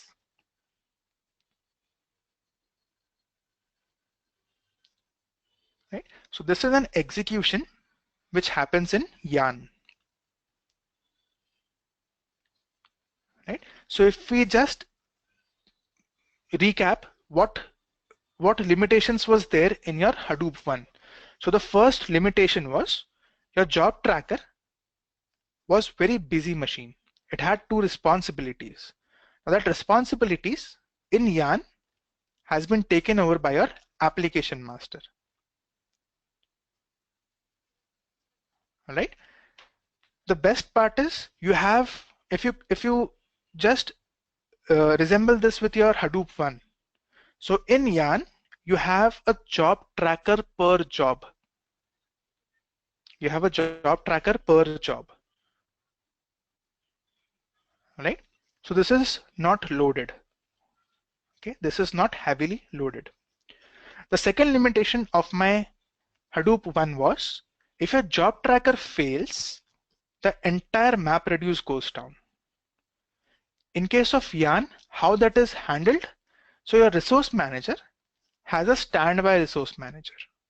Just like you have a standby name node, you have a standby resource manager in Yarn. So if your active goes down, standby automatically picks up. Right? The third limitation which was there in Hadoop 1 was your tasks were limited by your memory. Right? It was all static configuration. You had only slots, and slots was static, 200 MB by default. Now here everything is dynamic. Right? So a single task can be running as 1 GB memory also, and the same task on any other machine, let's say, can run with 5 GB memory also. Right? There is no static configuration. Everything is dynamic. That's why in Yarn, you don't have slots, you have containers. Right?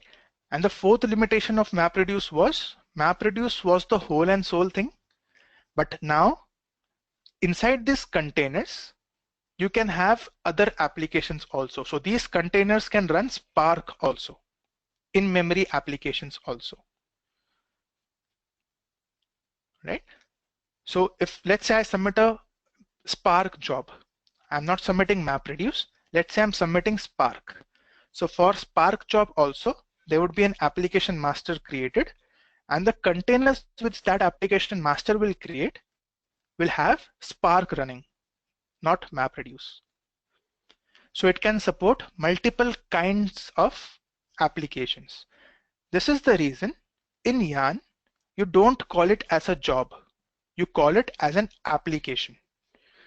Right? So in Yarn, when you're submitting a MapReduce job, it is called as a MapReduce application.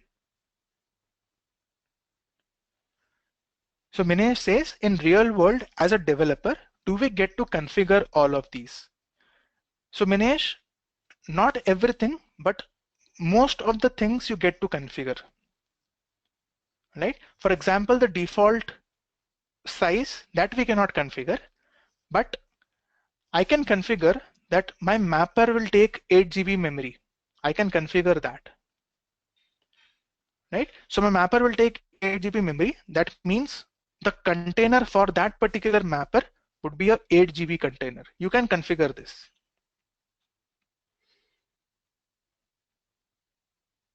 Right? So few properties which are hardware specific, which requires a cluster restart, which goes in your XML files. That is only done by your administrators.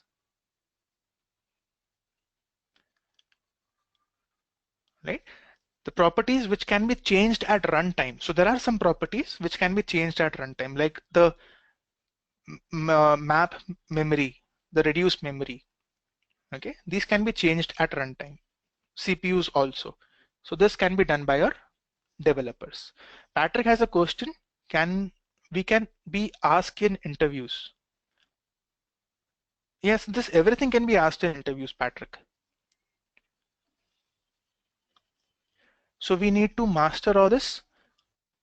Ideally, yes, you need to master all this. Okay, because nowadays no one uses Hadoop 1. Everyone uses Hadoop 2. There are hardly 1 to 2% of the companies still using Hadoop 1 because they cannot afford so much of hardware and so much of memory. Right? Okay.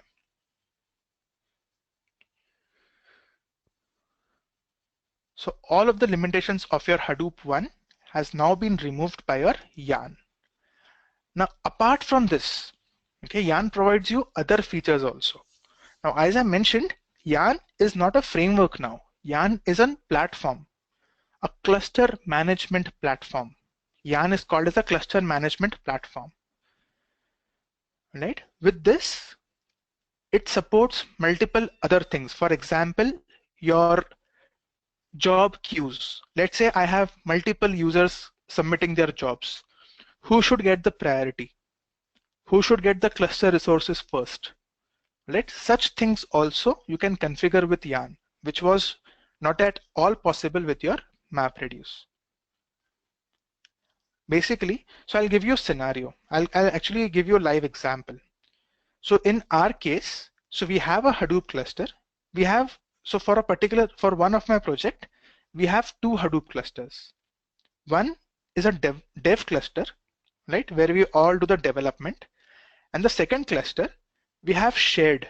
We have shared between the test environment and the prod environment, right? So that cluster has a total memory of 1 TB, and hard disk is, I guess, 600 TB or something. I don't remember the actual hard disk size. The total memory is 1 TB, and the total number of cores that machine has, it's 1000 cores. Right? That cluster has 1000 cores and 1 TB of RAM. Now what we have done is, we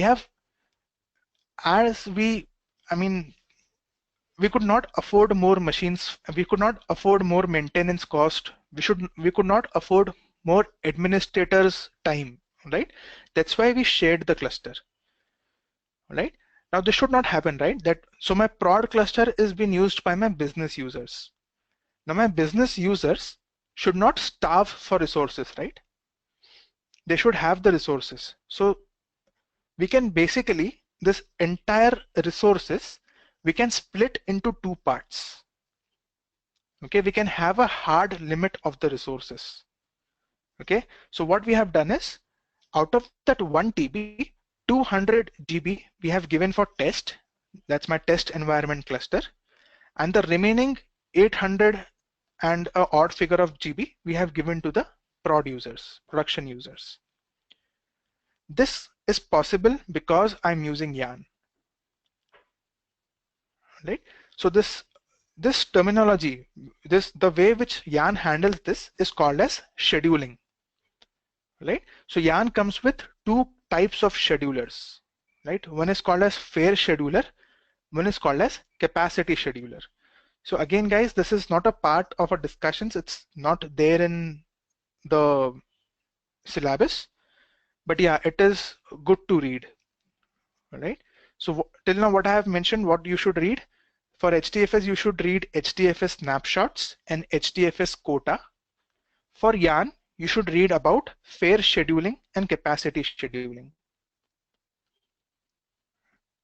Right? If you go into that, if we start the discussion about that, it will take one more hour to discuss. It's very big. Okay, so just give you an idea. We can share the cluster resources between multiple groups of users.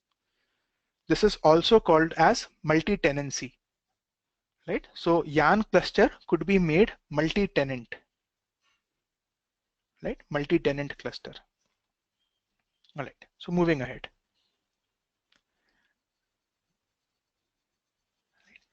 So whatever is there in the next slides, we have already discussed, right? So let's go through it.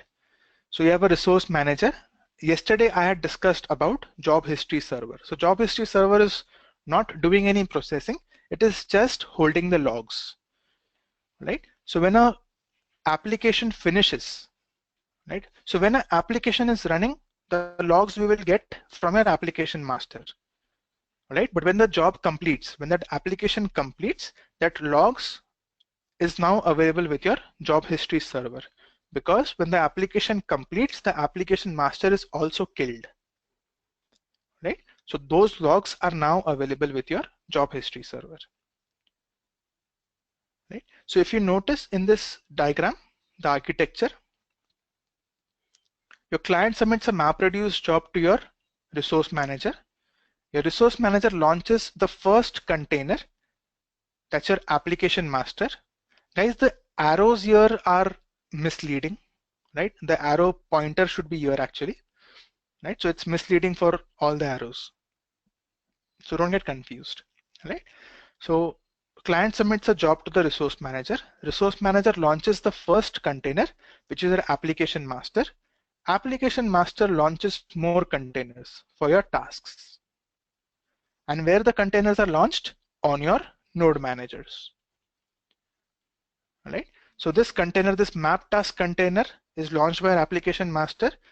This will give the progress to this application master only. Right. This reduce task container will give the progress to this application master. When your client connects to the resource manager for progress, it would be redirected to this application master to get the progress. Right.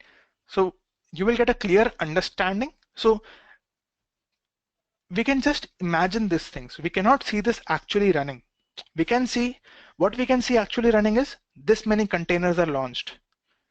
Okay, this much CPU is used, this much memory is used. We have a UI for this. Okay, but where that container is launched, right? How it is managed, where that application master is launched, we cannot see that. All right. Okay. Now moving ahead.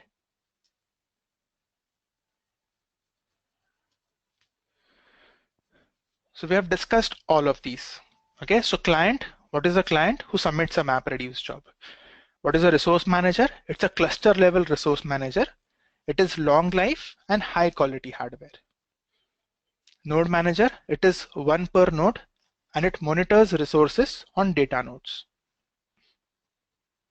Job history server, it maintains information about submitted MapReduce jobs after their application master is terminated. That is basically when the job is completed, may it be failed or may it be successful, job history server will hold the logs. What is application master? It is one per application, short life, because as the application finishes, the application master is killed. It coordinates and manages the MapReduce jobs. It negotiates with the resource manager to schedule tasks, and the tasks are started by node managers. So application master start the task containers at your node managers. What is a container? It is created by your node manager when requested, and when requested by your application master basically. It allocates certain amount of resources on a slave node. I have a question from Minesh. Let's say if we have bad code and goes in loop, how we kill those jobs in it is running multiple places. Okay, Minesh. So in such cases, so your Hadoop overall is very fault tolerant. Okay. Let's say I have a job, okay, which is running on a particular machine, and that particular container fails. Why it fails? There are multiple reasons. Let's say there was some issue in the JVM, right? Or there is some issue in the user code, right? What will happen in such cases? That container will fail because the code has a bug, right? When that container fails, so this does not mean your entire job fails. What your Hadoop does, it launches one more container on any other node, okay? On any other node where the replica is there. So basically it will retry your particular task, right? After retrying, let's say there's a bug, right? So every time it will fail, right? So maximum Hadoop will try your task 4 times. This is a configurable property, all right? Hadoop will try your task 4 times. So let's say it is executed once, it fails. It will be re-triggered, all right, on a separate node. Let's say that also failed. It will re-trigger again, 3rd time, failed, 4th time, failed. When your one container fails 4 times, the entire job fails. So your MapReduce is inbuilt. It has the capability of retrying your applications, retrying your jobs, right? Now let's say the code which you have written is not failing, but it went into loop, right? It went into loop.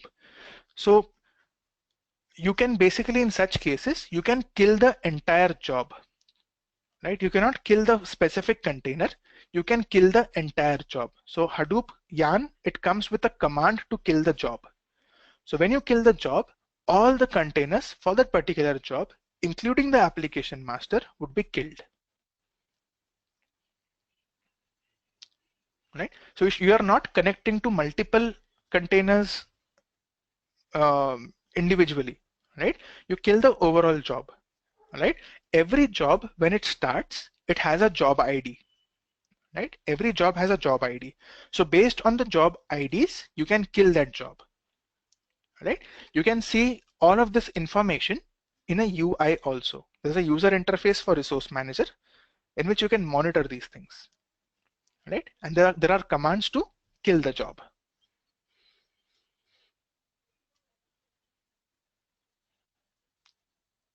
right? So these are what which happens in your MapReduce execution, right? So we have job submission, job initialization, task assignment, memory assignment, status update, and failure recovery. So first 5 points we have discussed.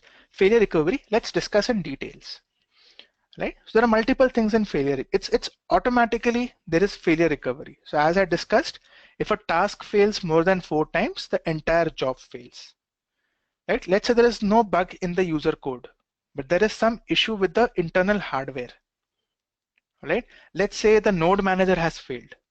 Okay, let's say on a particular node manager, okay, let's say this is a node manager. My container is running here. My container is executing properly, but this node manager machine failed, right? Either that restarted or the network has been disconnected. Failure can be anything, right? Your application master, okay, which launched this container, it will notice that this particular container has failed. It will relaunch this container on another node manager. Again, here it will take advantage of replication, right? The replica on the block on which this container was running, it will find the replica of that block. On that machine, it will launch the container. Again, the same task will be relaunched. Let's say the machine on which the application master is running, that machine failed. When the application master machine failed, now what will happen in this case? So what happens in this case is your application master would be relaunched by your resource manager, right? Application master has been relaunched, will be relaunched on any other machine by a resource manager. Let's say I have one more node manager. On this machine, application master would be relaunched, all right? And all of these containers which were registered with this application master will now register with this application master. Now there's a property for this also. Maximum number of time the application master is allowed to fail is 2 by default. This can be changed. So if an application master fails twice, the entire application fails. And if a task container fails 4 times, the entire application fails. Right? So there are lots of levers available in your MapReduce, in your overall Hadoop, which you can tune, which you can configure, which you can play with. Right? So your yarn, it deals with your application master failure. Okay, so Shri has a question. In case replication factor is 1, what happens? So in this case, Shri, the entire job will fail. Right? Now, so there are 2 scenarios for this also. Okay, so on this particular machine, and container was running, and let's say that container failed. Right? So on any other node manager, that container would be relaunched. If this does not have the data would be copied from this data node to this data node. Right? Now let's say the machine has failed. The machine has failed. Now in this case, as the data is not available, your entire MapReduce job fails because the replication was 1. It makes no sense, right? That my 1 GB file, which has 8 blocks, only 7 blocks are processed and 1 block is unprocessed. This does not make any sense. The output will not make any sense, right? So in this case, your job would be failed. But the best thing with Hadoop is it can control this also. So Hadoop has properties, okay? Your MapReduce, it has properties to tolerate failures, okay? You can specify the maximum percentage of the job which has been completed, right? You can specify that tolerable limit. Okay, for example, this case. So out of 8 containers, if 7 completes and the 8th is failing multiple times, right? So your entire job fails ideally. But you can configure that if 90% of my job has completed and if 10% is failing, still show me the output. Though it is incomplete, still show me the output. You can configure this also. Right? That answers your question, Shri.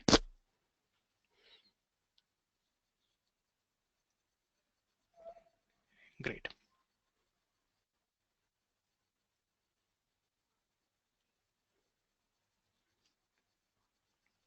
Right? So this is what we have discussed through Paint. Right? This all we have discussed. So Node Manager Application Master is launched. It negotiates with your resource manager. It gets data from your HDFS. Right? This yarn child is actually a container. Right? Okay. Now one very important thing, guys. Right? Let's finish this slide.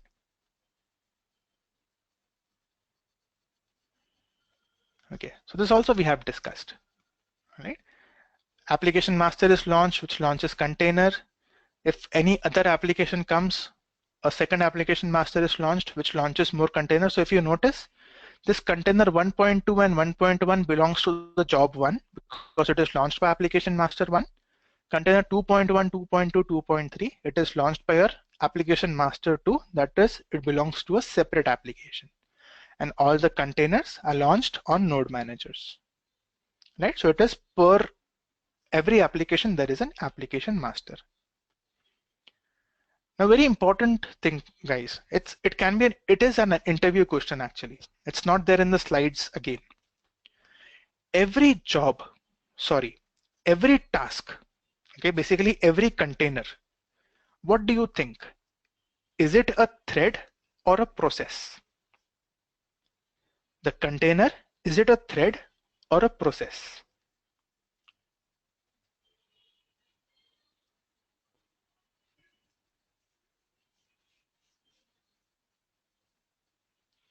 Right. So everyone says it's a process except Patrick and Shri.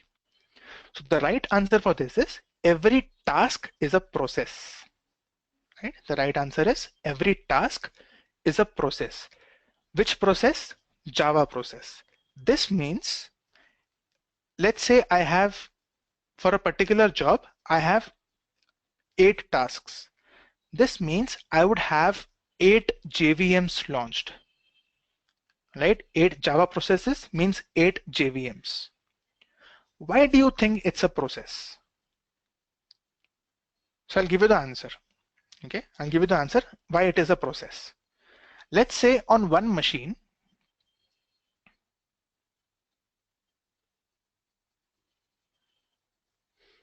okay, let's say on one machine, I have 2 containers.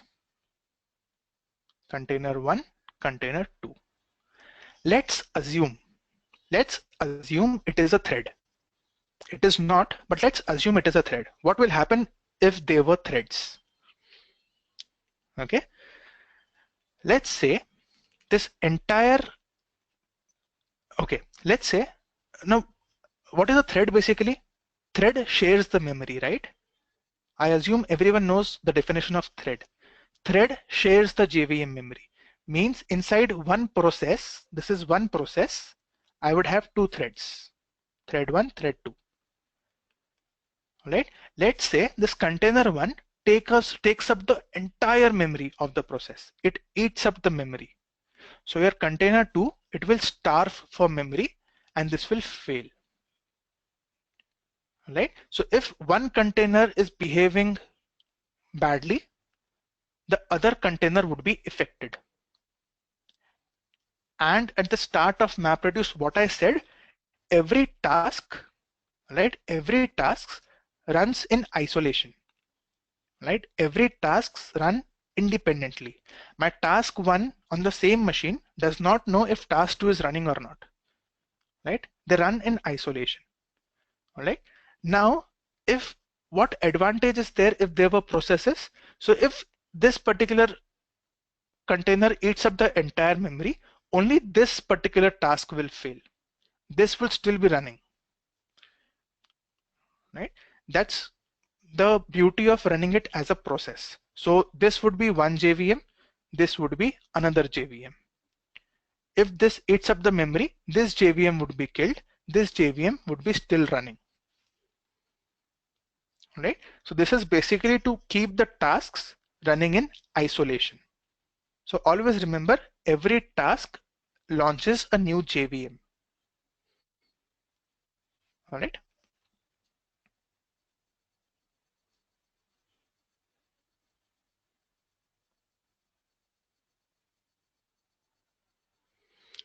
Okay, so let's see who can answer this. I have a question already.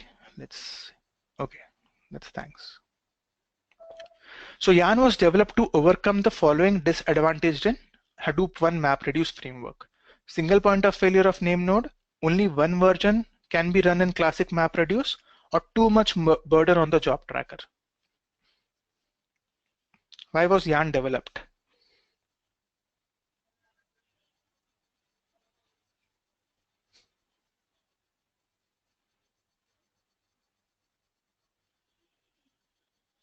Right. So everyone says it's too much burden. Kishore says it's all. So Kishore, it's not all. So if you look at the first point, it's single point of failure of name node. That's not name node, right? It's single point of failure of job tracker. Right? If you look at the second option, only one version can be run in classic MapReduce. Ideally, this is also true, right? This is also true. Okay, so answer should be B and C, but according to Edureka, it's C. The most appropriate answer is C.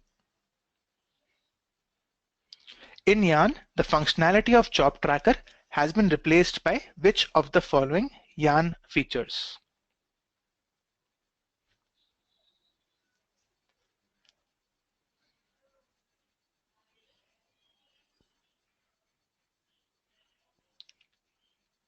So there should be two answers.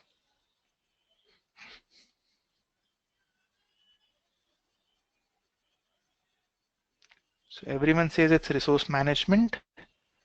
Chaitanya says it's node management. Shiv Prasad says it's 2 and 3.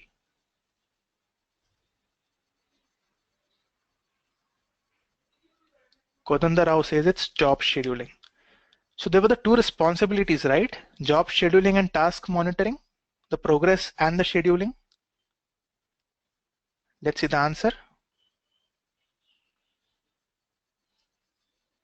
It's task monitoring and resource management, right? The fundamental idea of Yarn is to split up the two major functionalities of job tracker, that is resource management and job scheduling and monitoring, into separate daemons, a resource manager and an application master.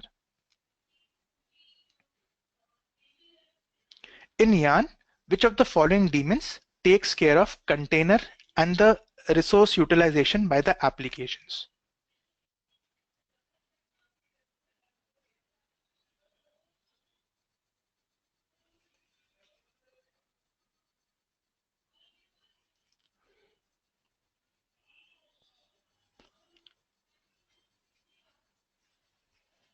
So everyone say it's fourth, application master, application master.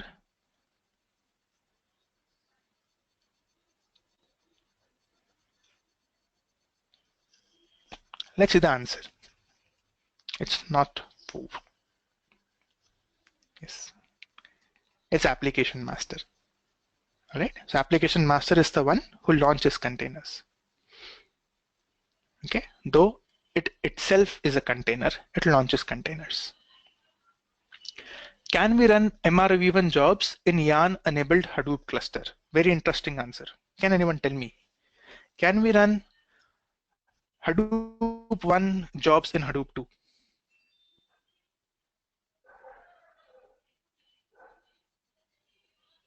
So everyone says it's yes, and the answer is yes. All right. So Hadoop 2, it is compatible with Yarn. So as I mentioned, right, now MapReduce, right, that's your MRV1. It's now a client for Yarn. So initially MapReduce was everything. Now MapReduce goes through Yarn. All right. So answer is yes. MapReduce on Yarn ensures full binary compatibility. These existing applications can run on Yarn directly without recompilation. That's the best thing. So I told you, right? Uh, in Yarn, the difference between Hadoop 1 and Hadoop 2, the data flow is same. Okay. Additionally, the code which you have written for Hadoop 1, the same code will run in Hadoop 2, unchanged. All right. So if you think logically, guys, in terms of developers, what has changed in Hadoop 1 and Hadoop 2? In terms of developers, can anyone tell me what has changed between Hadoop 1 and Hadoop 2?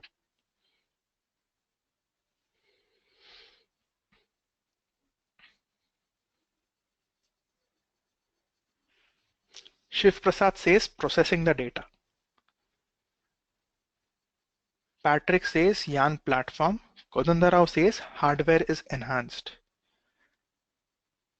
But if you notice, Patrick and Kodandarao, if you notice, this is the answer which I have said is mostly for administrators, right? The platform, hardware, it's for administrators.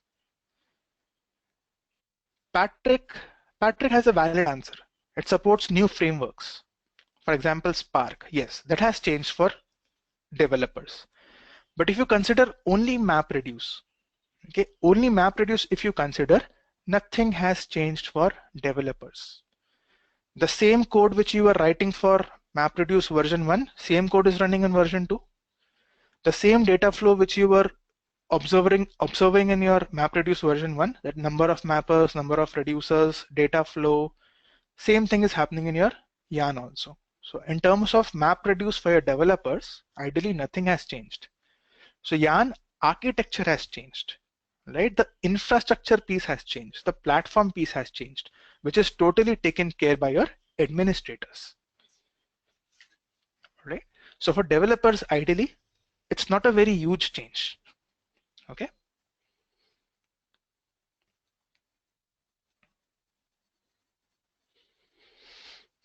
All right, now let's come to how MapReduce runs, okay? For this also, guys, you would require a fresh mind.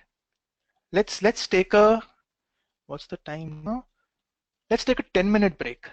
Okay, let's meet at 11 p.m. IST. Right? To understand the data flow of MapReduce, so we have already seen the data flow.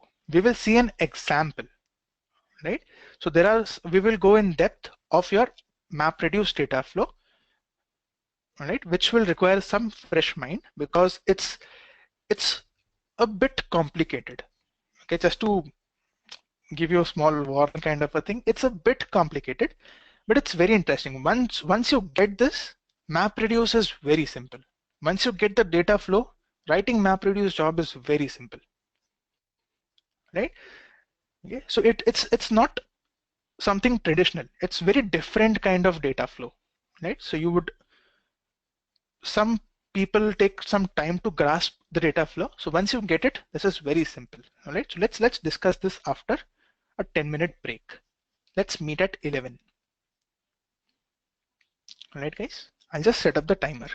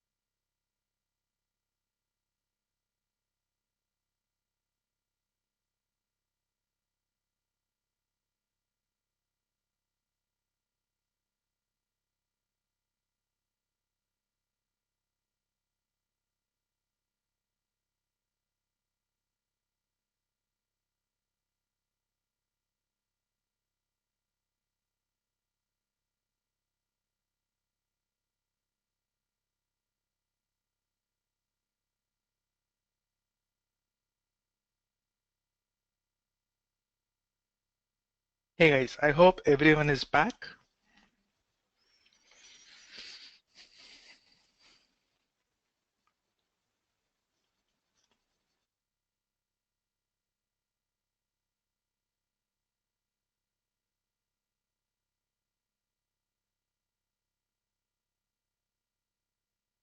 All right, so let's look at the MapReduce data flow, right? The MapReduce data flow. So the thing which we have seen earlier, like I've shown you the mappers, 8 mappers, 1 reducer, right? Mappers will process local data, right? Mapper output goes to the reducer over the network. Now let's try to understand this with an example. Right? It's a very, very basic example. You can say this is like a hello world example of Hadoop, right? This is basically a word count example, right? A word count example. So let's try to make this interactive, guys. Let's say I have a very huge file. I have a very huge file containing certain words. Right? Let's say I have a file containing these words.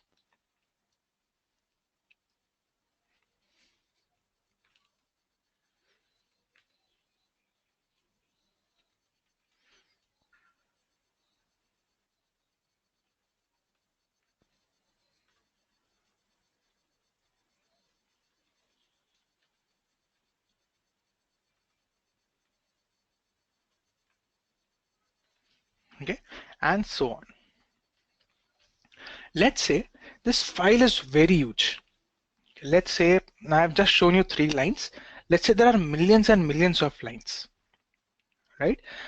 Let's say the file is of, let's say 10 GB. Okay, I need to count how many words, like the words are repeated how many times. For example, hi, this word is repeated how many times? Hadoop is repeated how many times? So every word, it is repeated how many times in the entire file. Basically, I want to do a word count. Right? So if I try to do this in any programming language, what should be the logic for this? Can anyone just tell me what should be the logic for this?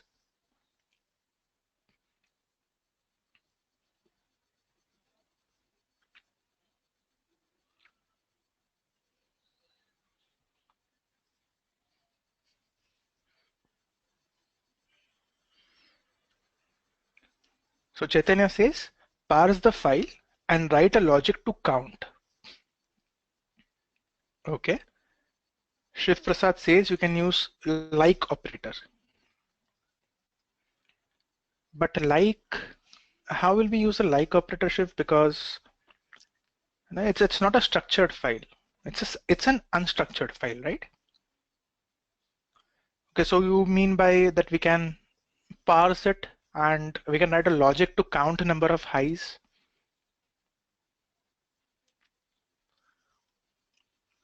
Minay says write split the line and count. Okay. Kodandarao says we will read the lines one by one. Read the line and search the string and count plus plus. Okay. So overall, I'll tell you what in what terms you all are thinking about. Okay. So one thing we can do is we can parse the line. We can break the entire line on the basis of a delimiter. For example, space, right? We'll break the entire line on the basis of space. So if you consider first line, I will have 5 words. Hi, Hadoop, hi, hi, hi, Hadoop. For every word, I will maintain a counter. Correct? This can be one approach. But my file is very huge. Imagine 10 GB file, how many lines it will contain? It will contain trillions of lines. Right? This word hi can be repeated billions and billions of times. Maintaining such a huge counter, right? It becomes very, very CPU intensive. You require a very high CPU for this. What other thing we can do is for every word, we can maintain a data structure. For example, I can create in Java, I can create a array list for hi. So as many times high is repeated, I can just add that high in that array list. And at the end, I can take the count of that array list. Okay? This can be one approach, but array list, it's a data structure, right? As the file is very huge, data structures in any programming language is stored in memory, right? So it would become very memory intensive. So this is a typical use case where you can use MapReduce. As the file is very huge and it cannot be handled by a single machine, so here we can use MapReduce. Now what we can do in MapReduce is, so whenever you're thinking in terms of MapReduce, always try to break your logic into two phases, two parts. Okay, because MapReduce is giving you flexibility of two parts, right? The map and the reduce. So first thing you should think is, always try to break the processing into two subparts. That's the first thing. Now the second very important thing, guys, you can say it's a limitation of MapReduce also. Okay, it's a limitation of MapReduce. It's not exactly a limitation, but yes, in most of the cases it is. MapReduce only and only works with keys and values. I will repeat that. MapReduce only works with keys and values. This means when you write a mapper, it only takes key and value as input. It also output keys and values. Your reducer also works with keys and values. So everything in MapReduce happens in terms of keys and values. Right? You will get a clear. So I'll just tell you what is the mathematical representation of MapReduce. Right? Mathematically, how MapReduce is defined. Okay. So mapper, right? Mapper as input, it takes a key value pair. Let's say K1, V1. Mapper outputs multiple keys and values for a single key value pair. Guys, this could be very confusing, right? So just listen to me. You will get a clear understanding when we will look at an example, right? So mapper emits multiple keys and values. Let's say list of K2, V2.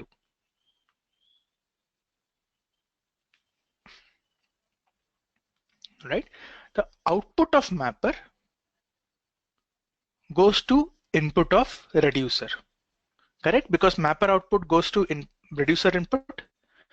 Now here there is a change, right? Here there is a catch. The catch is the mapper output does not goes in the same way as it appears here.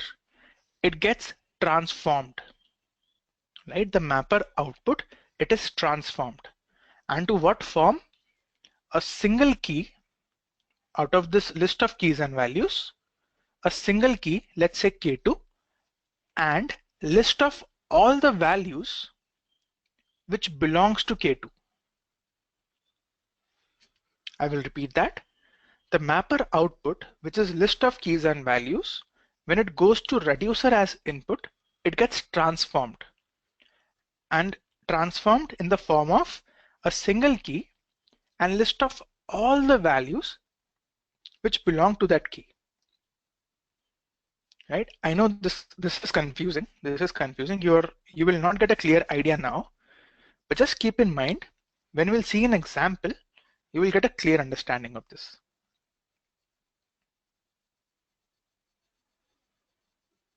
Minesh says it is kind of dictionaries in Python. Not exactly, Minesh. It is not.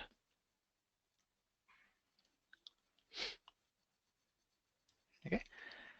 So this goes as input to your reducer.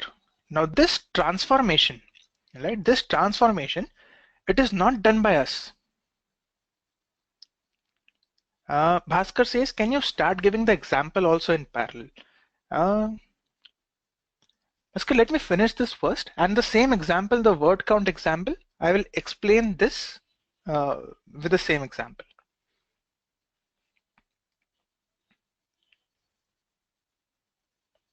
Thank you. All right. So this transformation, your mapper output to your reducer input, this transformation is not done by us. This is done by our MapReduce framework itself, right? This is done by our MapReduce framework itself, and this is the power, this is the heart of MapReduce. Okay, this is where the magic happens, right? And this phase of MapReduce, this is called as shuffle and sort. This is called as shuffle and sort. Now this shuffle and sort is a phase in your MapReduce, and this is the most important, most powerful phase in your MapReduce. Right? The reducer outputs a key value pair, let's say K3 V3. This is your final output. Right? This is your final output. Now let's look at an example. How we should consider this particular file and how will we convert this to mapper and reducer and keys and values.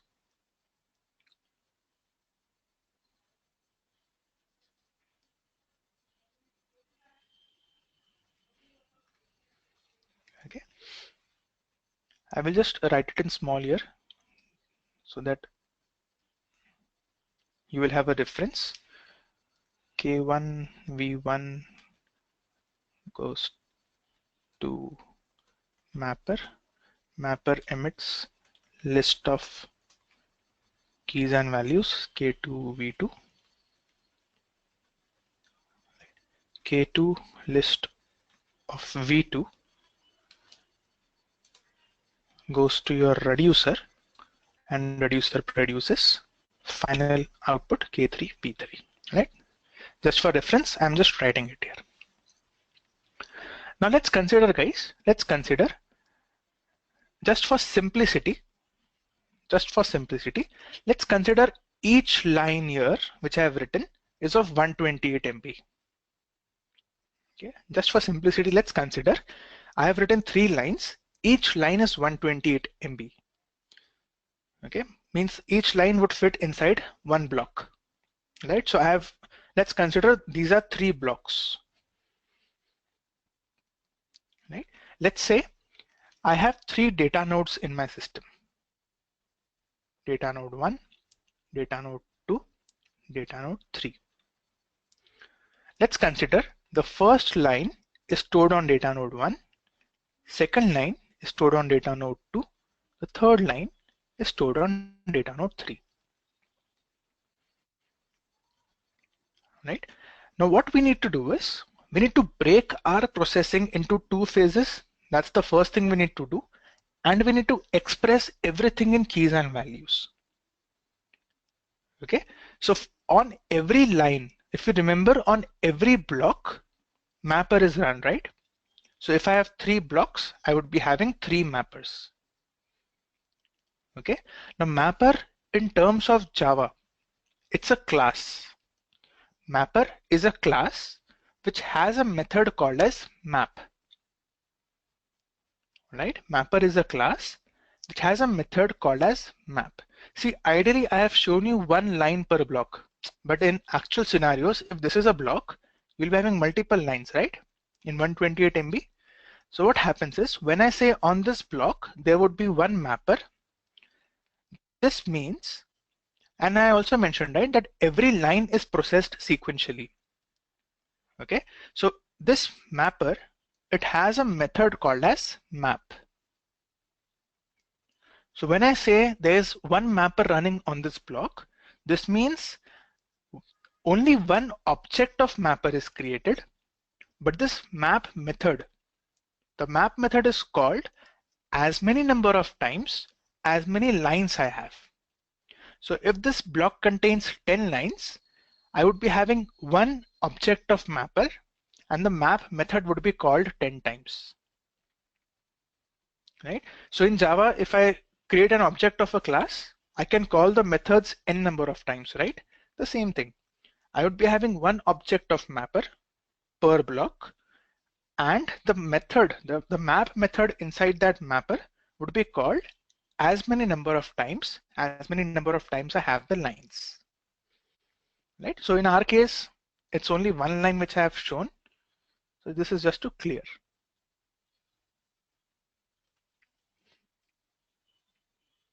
Okay. Now we want to express, okay, I have a question. How do we know how many lines are there in a block? So Bhaskar, we don't know it, right? We don't know it. Your mapper, when it runs, your mapper itself knows it, right? So your framework, your MapReduce framework, if your block has 1,000 lines, your framework will call the map method 1,000 times, right? We cannot control that, okay? All right. Now in MapReduce, if I want to break this as in a map phase, okay, what I will usually do is a simple logic which is followed is I will break my line into words. Okay, because I need to do a word count, I will break my line on the basis of a space into words. So for the first line, I will be having 6 words, sorry, 4 times hi, 2 times Hadoop. All right, I will keep the word as my key. Okay, because I need to express this as a key value pair, right? I will keep the word as my key. Now what I'm doing here, I'm defining my map logic, right? My mapper logic. Okay. So when I say input to a mapper is a key value pair, assume each line goes as a key value pair to your mapper. Each line goes as a key value pair to your mapper map method, to be specific. Right? So this first part, that input to mapper is a key value pair, this is also taken care by your framework, right? We will come to this point later. But now let's assume that this first line goes as a key value pair to your mapper. Now what we are doing is we will break this entire line on the basis of space. We will keep the key as the word, and as value we will keep a constant number. We will keep a constant number 1. Right? We'll keep a constant number, that is number 1. So this means, so if you see, my first line's output would be, my key would be hi, my value would be 1. Then my key would be, I will use a notepad actually.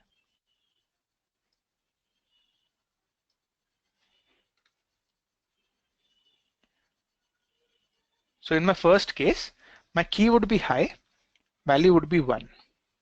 Then my key would be Hadoop, value would be 1. Okay, now hi is coming one more time, right? Hi is coming one more time. So what should I do? Should I make this previous hi as 2? What do you say, guys? In my logic, should I make the previous hi as 2? Or will I make one more entry hi comma 1?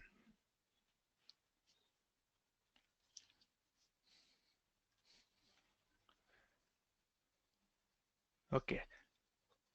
So most of the people says make it hi comma 2. So okay, so Minay says you can, reducer will have easy job. Okay, so guys, if I make hi comma 2, right? If I make hi comma 2, so what I'm doing, I'm basically looking back, right? That is hi what was available before? Did hi word came before? Right? So I'm looking back. Okay, this is nothing like maintaining a counter, right? It's nothing but maintaining a counter. If my lines are very huge, in 128 MB itself, I would be having thousands of lines. If I keep on looking back that hi has this word came, this word came earlier, I will go back, increase the counter. So it's like a counter, right? So what I will do in this case is I won't look back, right? I won't look back. I will simply add that word with a value 1 again. right? Because I'm not looking back, right? So again, high is there. I will again say high comma 1. Again, high is there, high comma 1. Now it's Hadoop, I say Hadoop comma 1.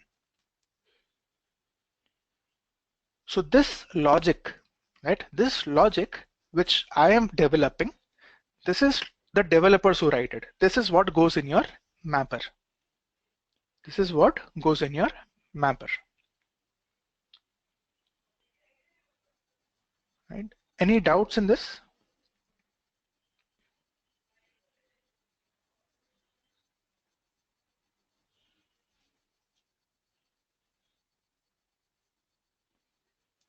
Okay, so everyone says no. Great. Similarly, okay, similarly for my second output, I'll just reduce the font. Okay, for my second output, it would be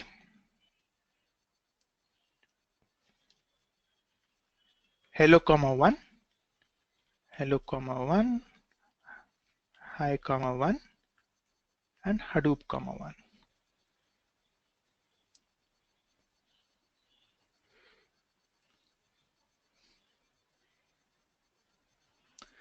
So Minesh has a question. So you don't want to have limitations for additional steps in reducer?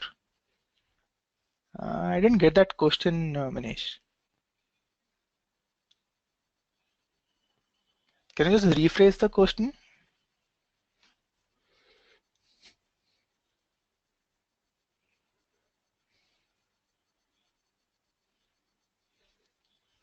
Right. So until you just rephrase it, I will write third output.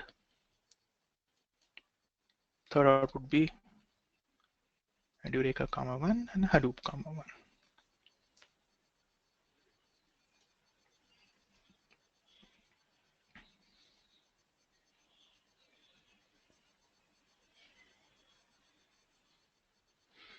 Okay, so Minesh says means by counting, you cannot use that data if you want to have any additional steps. We can still use it, Minesh. We can still use it. This is just to avoid using much of my CPU. Because if I'm looking back, if I'm maintaining a counter, it will start using my more and more CPU, right? Just to keep the processing light, I won't look back. Okay. So this is my output. Everyone agrees? So this is my mapper output. Okay. Now considering default, my number of reducers is 1.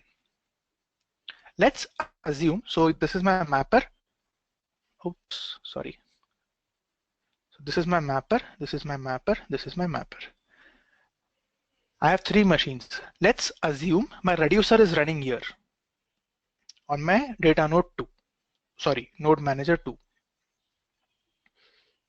Okay. For simplicity, what I do is I will just draw that machine here. This is the same node manager 2 where my reducer is running. Now what will happen is my mapper output over the network goes to my reducer. Mapper output over the network goes to my reducer. So I'm just showing this as a network, but it's actually a local machine. Right?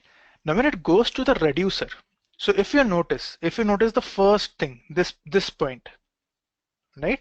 Input to a mapper is a key value pair, and output from a single key value pair is multiple keys and values. So for a single key value pair, I have multiple keys and values. So this proves the first representation. Now coming to the reducer input representation. Now how will this look? All right. So this is very interesting. This is the magic of MapReduce. Okay. So when I say a single key and list of all the values which belong to that key, right? So let's consider a single key high, right? And list of all the values, I'll just increase the font.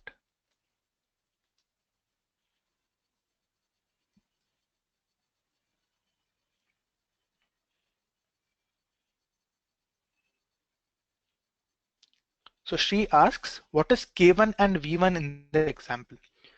So she K1, let's not go there. Okay, we will again come to that point. V1 is this entire first line. Right, this V1 in this case is hi Hadoop, hi Hadoop. All right. Okay.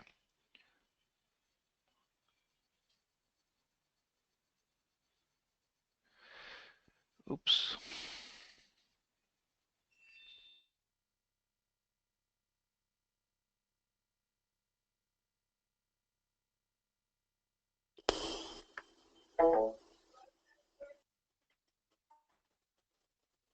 Hey, I'm still audible, right? I just touched my microphone.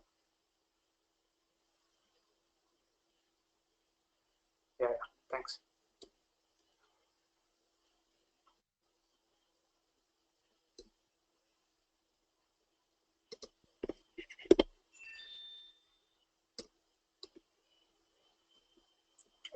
So when I say a single key and all the values which belong to that key, so let's consider a single key, let's say hi, right? And list of all the values which belong to that key hi across all the mappers, right? Because it's reducer input is across all the mappers, right? All the mappers output is reducer input. So let's count how many times hi is there. 1, 2, 3, 4, 5. It's 5 times. Okay, 4 times from my mapper 1 and once from my mapper 2.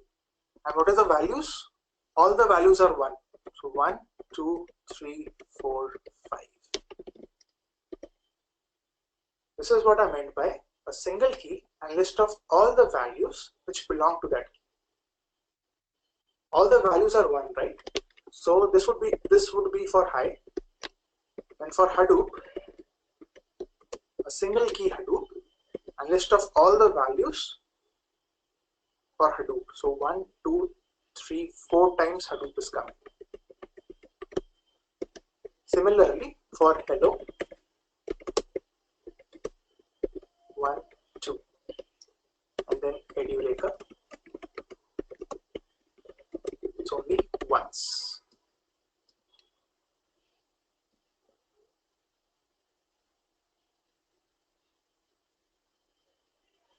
Patrick says he can hear echoes.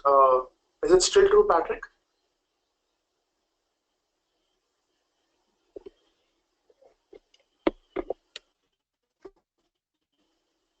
Is it fine now?